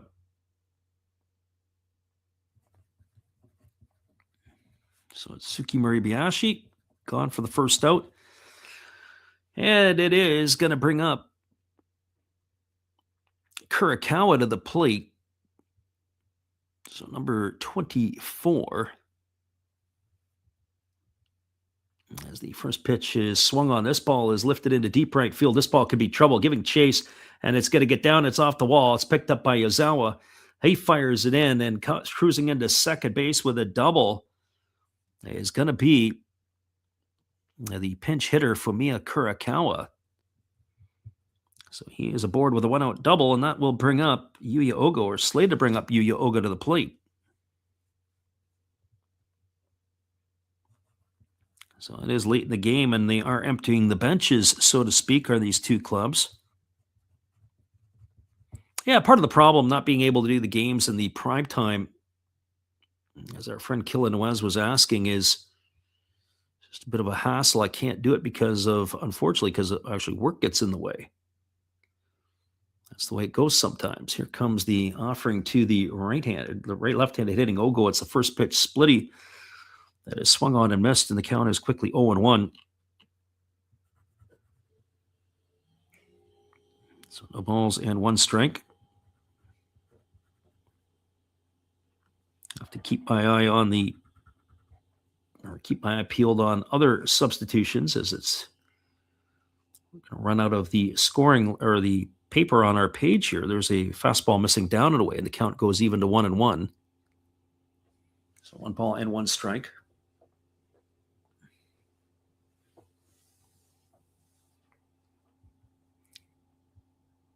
And more than anything, this particular game, and we talked about it, just trying to get the kinks out, get used to some of the stuff. So when showtime happens in another week or so, when the classic games do start, I'd like to be a little bit ready for some of those games. As that fastball misses down, it's now 2-1.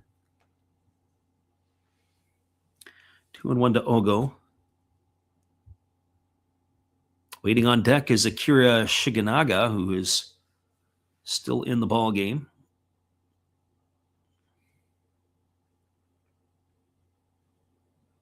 2 balls and 1 strike. Pitch on the way. Fastball down, and it gets over the catcher all the way to the backstop. And Kurikawa is going to make his way over to third on the wild pitch. Run the count to 3-1 on Ogo. So Eagles looking at trying to get that run back.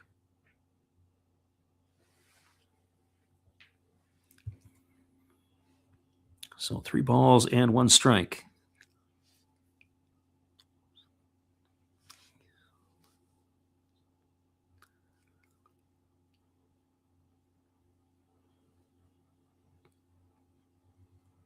Left-handed hitting Ogo steps back in. He is 1 for 3 tonight, a walk and a run scored. As the pitch on the way is a fastball swung on. He's going to lift this one into left center field, giving chase is Isobata, and he's not going to get there. It's going to get down, and it's going to get all the way to the wall. It's going to be extra bases for Ogo. 1 run is in, or the run for Kurikawa is across the plate, and in with a triple is Ogo, as he has slid into third safely. So an RBI triple has extended the lead to 8-5. And that finally looks like it's going to be the end of the night for Ogo, as he's going to get a runner for him. And it is going to bring Akira Shiganaga to the plate. So we'll see who they run for him. So 1 gone. Looks like it is Soji Yoshino. Number 73. So Soji Yoshino, he almost looks like he's a pitcher. He doesn't even look like it's. I have to go back and take a look. It was Kotaro Komori who wore 73 last year. There's a first pitch, breaking ball swung on and grounded foul. Looks like we have a pinch hitter. It is Ito at the plate here. This is Yukiya Ito, so he is on to pinch hit for Shiganaga.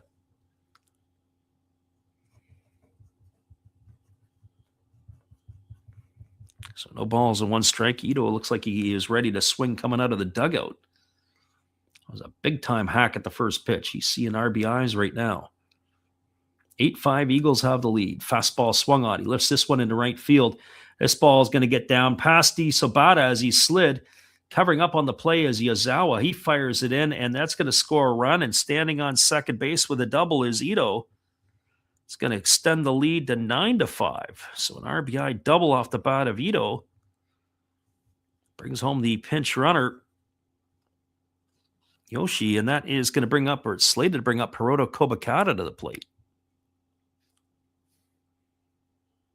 Isobata was able to get over there. He just wasn't able to make the catch.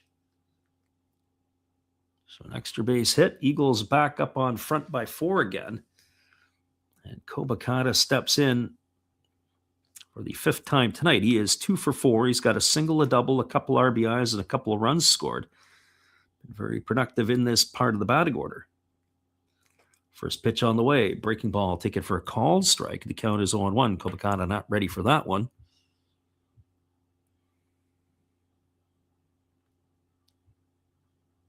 So no balls and 1 strike as the right-hander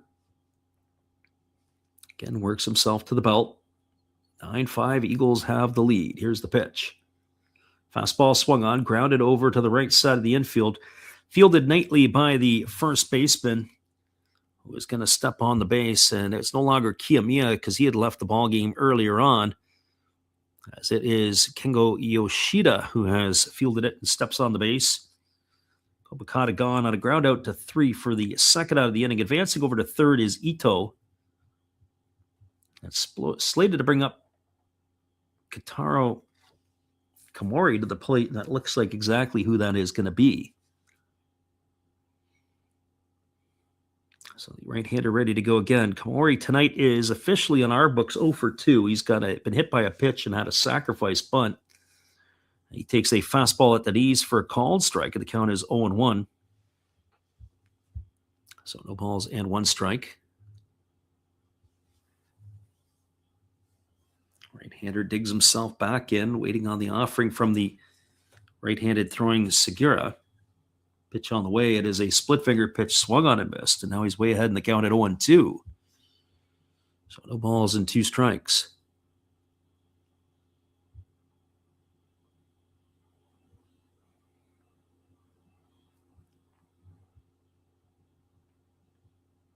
Right-hander again working himself into the set position. Kicks and delivers. There's a fastball on the outside corner for a called 3rd strike. He makes quick work of Komori. That is going to do it. But the Eagles add a couple of more runs to the board. They get 2 runs in the inning on the benefit of 3 hits. There was no errors and 1 runner left aboard. We are now through 8 complete. Your score is the Tohoku Rakuten Golden Eagles 9, the Hokkaido Nippon-Ham Fighters 5. Stay with us, everybody. We'll be back in just a couple of moments with all the action here to bring it home. We'll be right back in just a few.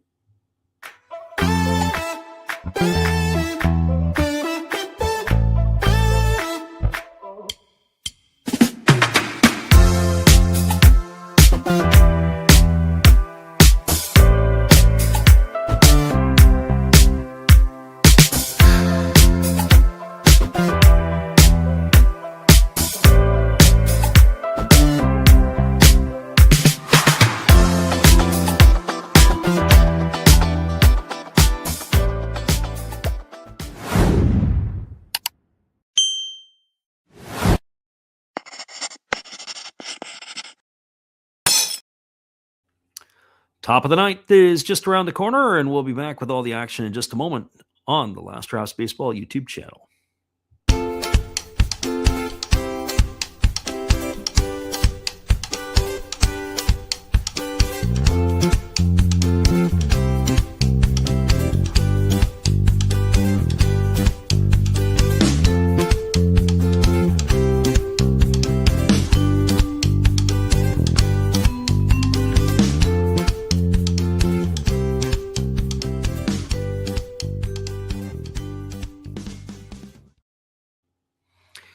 Welcome back, everybody. It is the right-hander number 54, Hinata, who is staying on in the ballgame for his 2nd inning of work. And he is going to be facing a pinch hitter right out of the gate. It's supposed to be a Kamikawa Bata, but it is going to be Yamagata, Tamiya, and the top of the order, Yoshida. Coming to bat here as the first pitch to Yamagata is a fastball swung on an absolutely hammered foul down the left field line. So no balls and 1 strike. Looks like it is number 54 by our counts. Shu Yamagata. The pitch is a fastball that misses upstairs. Count goes even to 1-1. So Yamagawa in. Looks like all but 3 players have been substituted out. There's a fastball swung through and missed. The count is 1-2. So obviously getting a lot of players in for some live looks or a couple at bats here and there. 1 ball and 2 strikes. As the right-hander kicks and delivers, there's a fastball that misses down, and the count is 2-2. So 2 balls and 2 strikes. As we mentioned, we're going to be on the airwaves, and we're going to be trying to get in some of the games with the Taiwan and the Fighters and other teams coming up, as there's a fastball that misses down and in, and the count goes to 3-2. So hopefully you guys will be able to make it in for some of that action.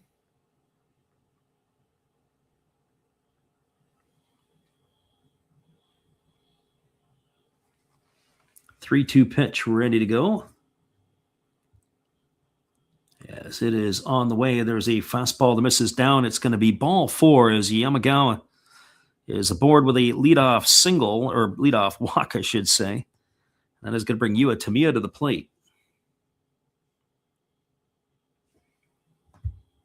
So Tamiya came in the last time, but I don't wonder if Tamiya is still behind the dish or if they've got somebody else in there. Is it going to be him? Yeah, it's going to be him. Tamiya singled and knocked in a pair of runs his last time up. He came on to pinch hit for the starting catcher, Shindo. And immediately delivered with a 2-run single back in the 7th inning. So he is back up for another opportunity to hit here. So the right-hander Hinata holds to the set, now delivers. There's a breaking ball that misses upstairs, and the count goes to 1-0. So 1 ball and no strikes. I was thinking about we asked the question, how many players might be in camp? I would think that with 30 players on the World Baseball Classic roster, from NPB perspective, you're looking at that's like 2.5 players off the Japanese team. But there are some players that are playing for Cuba and Venezuela that are NPB players that are playing in the Classic, as there's a fastball outside. So if you figure if that's 3 players per team on average, maybe a little bit more, I would think that probably the NPB allowances would be to add an extra 3, 4, or 5 more players to the spring training and in normal years, especially with regards to pitchers. Here comes the 2-0 offering. It's a fastball swung on it, is lifted into straightaway center field. Coming in on it as it is shallow with plenty of room to make the catch is the center fielder Nakajima. And that is going to retire Tamiya for the first out of the inning. So 1 gone here, and that's going to bring up the top of the order. Kengo Yoshida. The top of the order, assuming it is Yoshida, if he gets to hit, or maybe they've emptied the bench. I'll have to do a double check here. It does look like they may have gone to the bench here. This would be number 10. I'm just looking to see who they list as number 10. I don't see anybody at this point on my roster. That's not to say that's not the case. It's Shimizu. And the first pitch to Shimizu is lined into left center field. It's going to get down for a base hit. Welcome to the game, Yushin Shimizu. So he is aboard, as he's got himself a single here. That's going to put runners at first and second, and it's going to bring up, or it's slated to bring up, Ryota Isobata. So Shimizu wastes no time in delivering a knock.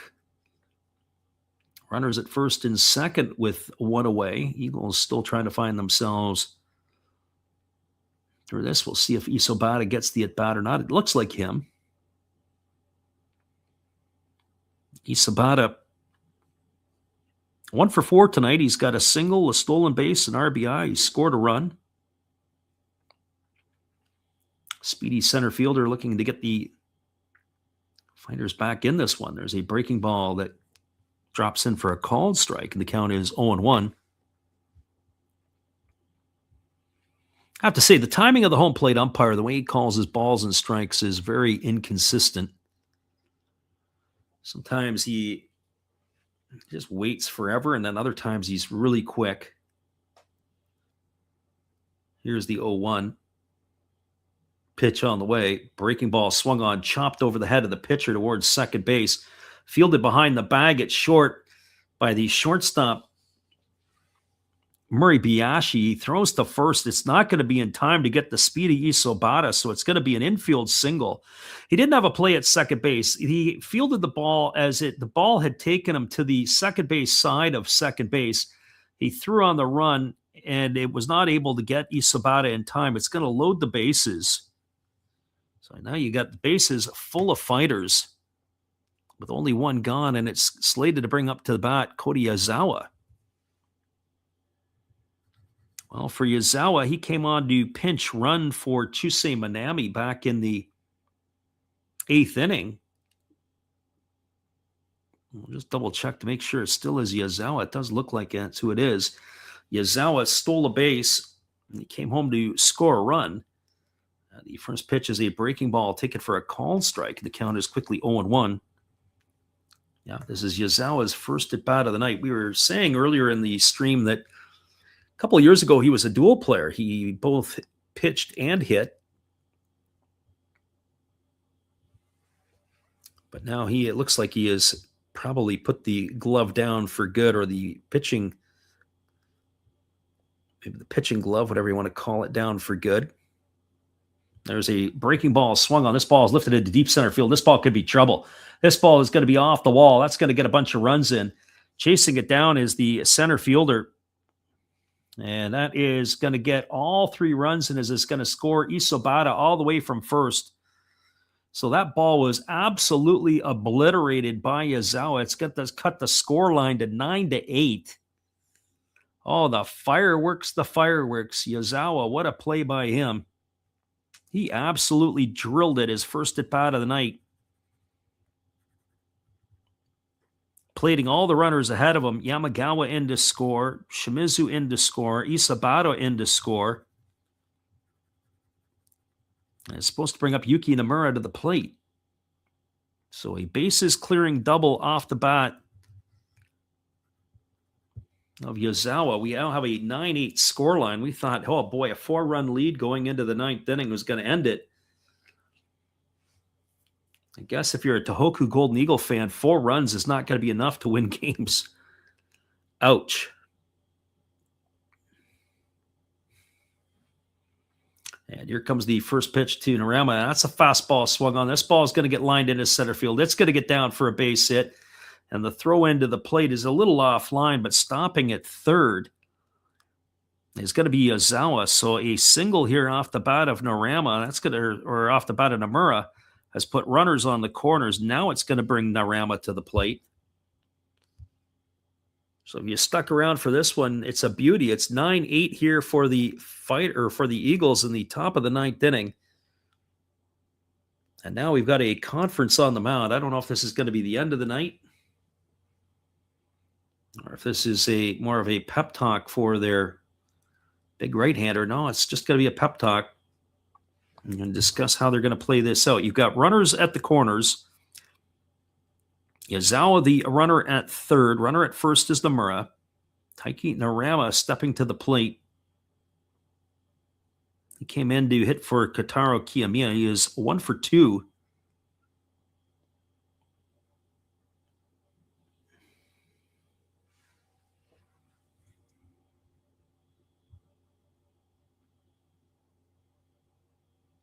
So 1 for 2 in this one. Here is Narama. He's got himself a double and a flyout to right field since entering the ball game. And waiting his turn on deck is Haruki Nishikawa, who has started the game and played all the way through. And the first pitch on the way is a breaking ball that almost hits Narama, and the count is quickly 1-0. Infield's in double play depth up the middle, and they are in at the corners as they got to gun down the runner at the plate. They got a shot at it.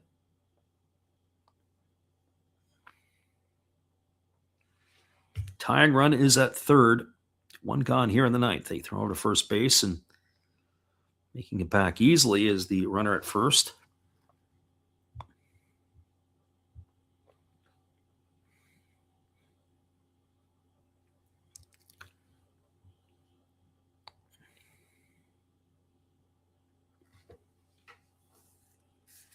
As the right-hander leans in, gets the sign from his catcher, and he works to the set. And here's the pitch from Hanada. It's a breaking ball that misses down. It's now 2-0. So 2 balls and no strikes. Well, I don't think they're going extra innings here in the NPB tonight. As far as I know, this game here, as well as the open games when they, or as they call them, when they get back in another week's time, they'll all be regular in terms of playing time.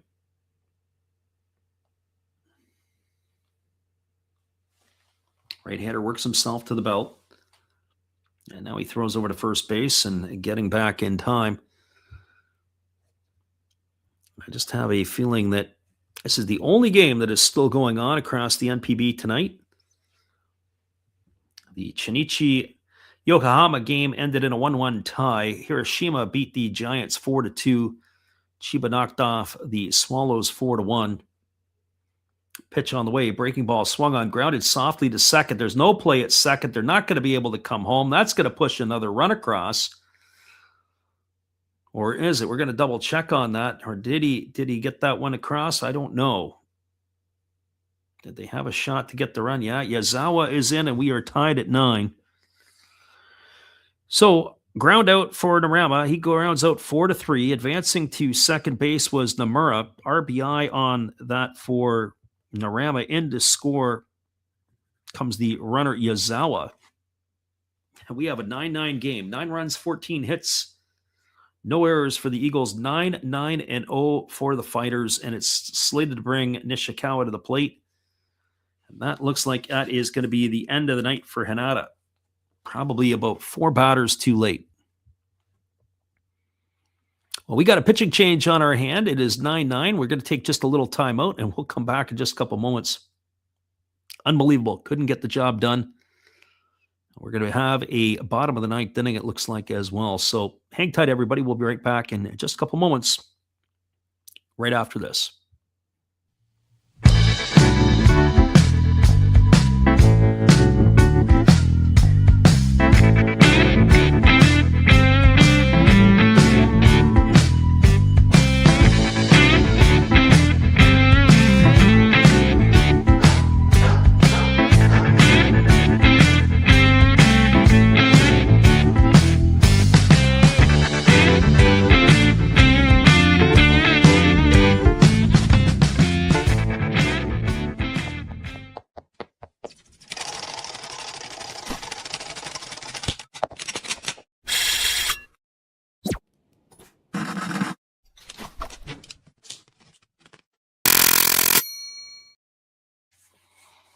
Welcome back, everybody. It is going to be the left-hander Yuki Hayashi who is coming on in relief as we have 2 outs and a runner on second.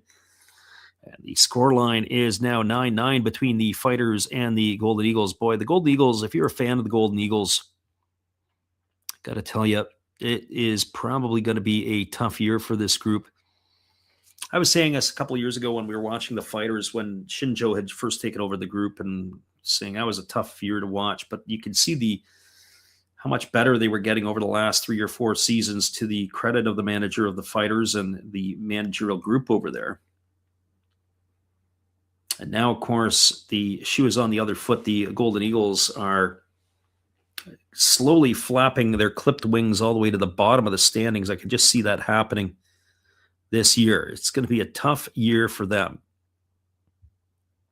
Well, coming to bat is the left-handed hitting left fielder. It's Hiroki Nishikawa. He is 1 for 3 tonight. He's got a single, he's scored a run, he's walked. He's also struck out and grounded out. So he bats here with 2 gone and a runner in Yuki Inarama over at second base, or Yuki Nomura, check that. Pitch on the way. First pitch fastball swung on. It is popped up into left field. Moving back underneath it with room to make the catch is the left fielder Kamori. And that is going to do it. So 1 pitch, and that was pretty quick. Hayashi does his job, and Ishikawa is gone for the 3rd out of the inning. Well, they got 4 runs in the inning. Did the Fighters to tie the ball game up on the benefit of 4 hits. There was no errors and 1 runner left aboard. We are now moving to the bottom of the 9th inning. It'll be the final inning. And it is the Eagles and the Fighters locked up at 9s. We'll be back in just a couple of moments. Hang in with us, everybody. We're going to bring you the 9th when we return right after this musical timeout.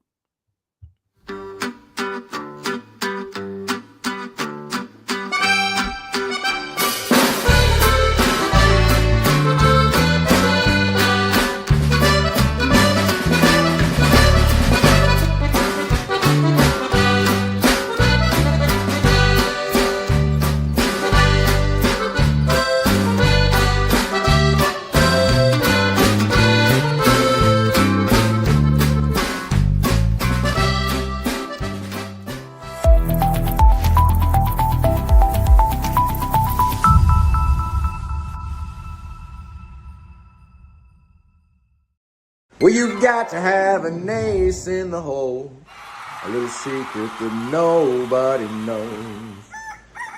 Life is a gamble, a game we all play, but you've got to save something for a rainy day. You've got to learn to play your cards right if you expect to win in life.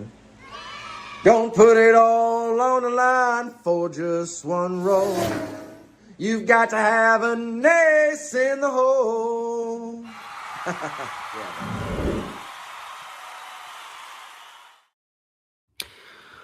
Welcome back, everybody. It is going to be the 8, 9, and 1 hitters slated to come to bat. It is going to be a pitching change, and that means it's going to be Mizuki Hori, who is now on the hill for the Fighters. He's going to be the 9th pitcher used tonight.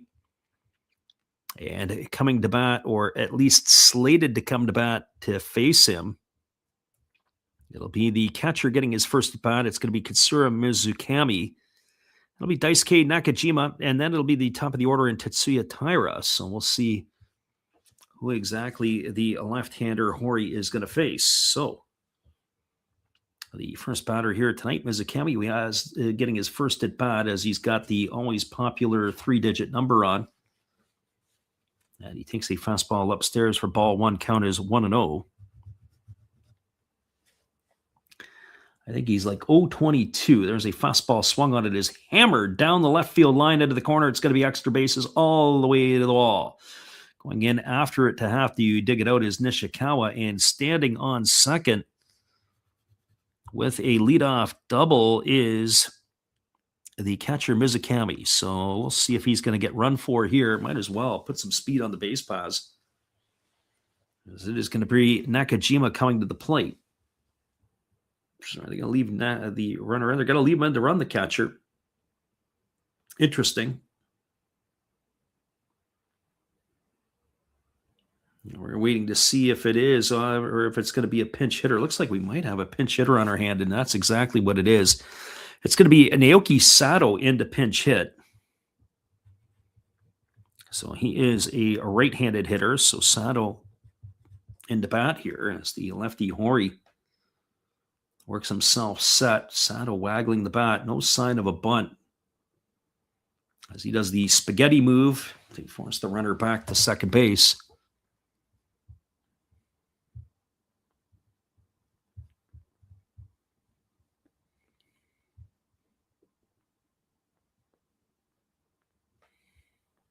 So lefty ready to go again. Works himself to the set. Pitch on the way. Fastball misses way upstairs.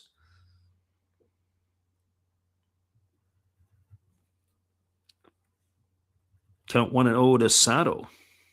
If I remember correctly, Naoki Sato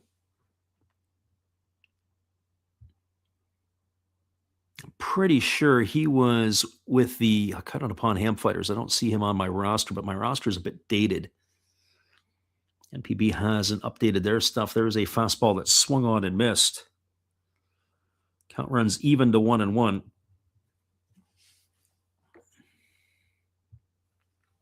Sometimes you see players, they get a new lease on life. Just looking at the line or the last year's lineup for the Fukuoka Ball Club. There's a fastball swung on it, is chopped down the third base line. It's just going to bounce foul. Count goes to 1-2 on Sato.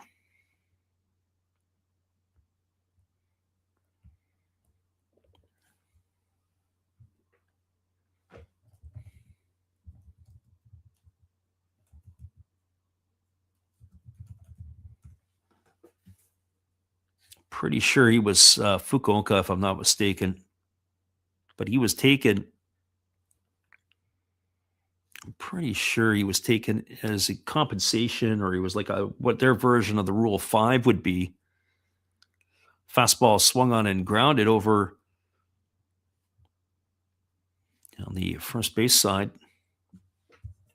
Yeah, he is. He originally was with Fukuoka up until last year, and he was selected in the active player draft. Yeah, I think it's the kind of the Rule 5 version. 1 ball and 2 strikes. It remains on Sato.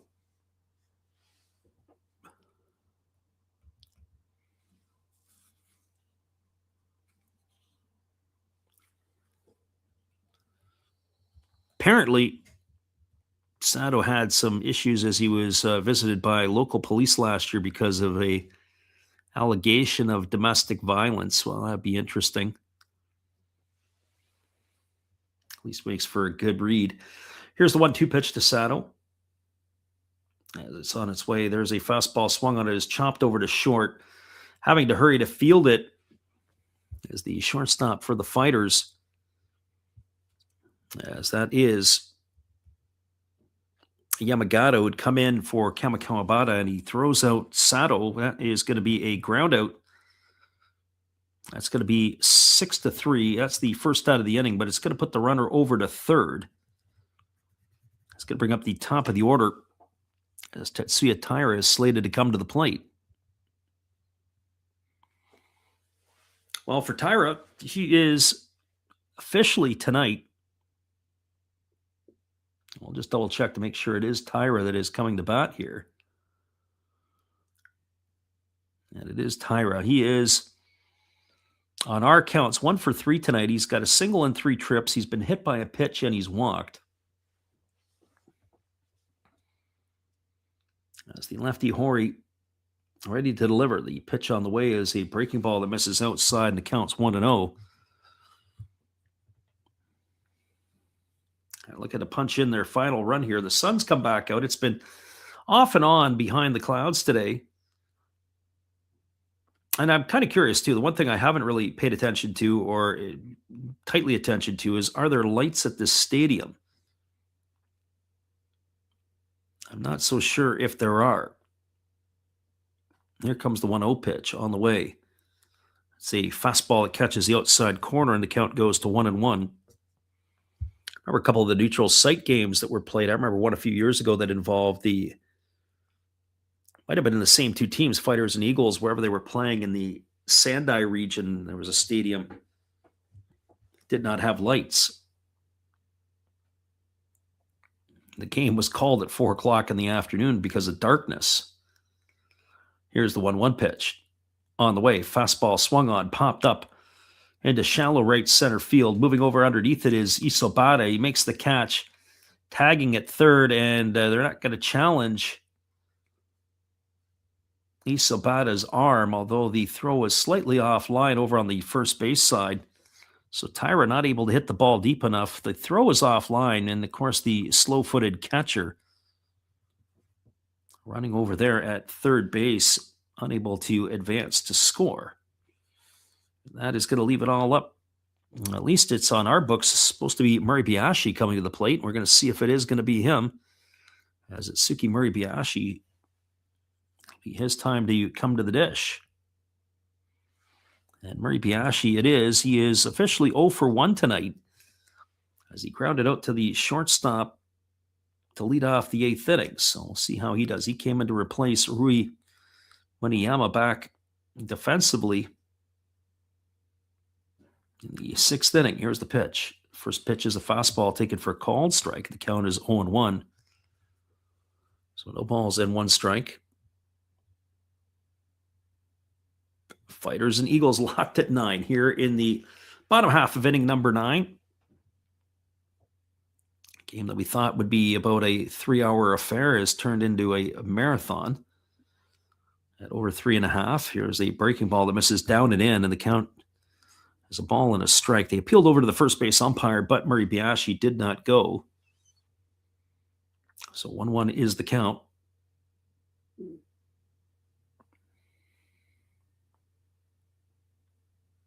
Should Murray Biashi be able to get on base? Kurakawa is on deck. Here's the pitch. Fastball swung on it is popped up into shallow left field. Moving over underneath it is Nishikawa. He's there to make the catch, and that is going to do it. That's going to be the ball game. As Murray Biashi is going to be gone for the 3rd out of the inning, and that will do it here for the Eagles. They threaten, but they don't score. No runs, 1 hit, no errors, and 1 left aboard. Your final score is the Eagles 9 and the Fighters 9. And that is going to do it here. We'll be back in just a couple moments to wrap it up for you. And then we'll call it a night. And then we hopefully will have you guys back in a couple of weeks' time when we start to do this all for real. Hang tight, everybody. We'll be right back. Hello, this is Eric Fox, formerly of the Oakland A's and Texas Rangers baseball teams. If you want to learn about Japanese baseball, see Coach Fred of Last Raps Baseball. If you want baseball instruction, see Coach Fred. If you want to learn about golf, do not go to Coach Fred. Fred, what kind of club is this? At Last Raps Baseball, we know baseball. Welcome back, everybody. Your final score, 9-9 between the Eagles and the Fighters. We're not going to do a full-on formal wrap-up for this one here, as this one is in the books, and it is our spring training as well it is for the players. Hopefully you guys can join us in a week's time. As we mentioned, we are going to be planning on doing some of the ball games that are coming up on February the 25th in just over about 11 days from now, 10 days from now, depending where you're at. It'll be the Hawks and the Chinese Professional Baseball League's China Trust Brothers. Go off 7 o'clock local time in Taiwan. If I'm not mistaken, that's going to be about 1 a.m. on the Pacific Coast or 4 a.m. Eastern. February 26th, it'll be Taiwan's World Baseball Classic team will face Fukuoka SoftBank Hawks at 7 o'clock the following day. On the 27th, we'll see the Fighters play the World Baseball Classic team as well. And then on the 28th will be final game between the Weichuan Dragons will take on the Hokkaido Nippon-Ham Fighters. That game will go off on the 28th. Well, hopefully we can bring all of those games. Definitely the first two between the Hawks and China Trust, as well as the Hawks and the World Baseball Classic team. I have to double check by times if we're going to be able to do the ones that will feature the Fighters as well as the Dragons. We're hoping we can do that as well. All right, everybody. Well, listen, hope you have a great night, and we look forward to catching up with you in the next little bit in the next stream. We're glad we could give it to you. Hopefully you guys have stuck around, or for those who listen on delay, hopefully you guys can come on back and see us again the next time we make the call. Have a great night, everybody. It is another Last Raps Baseball video production. We'll see you again in about a week's time.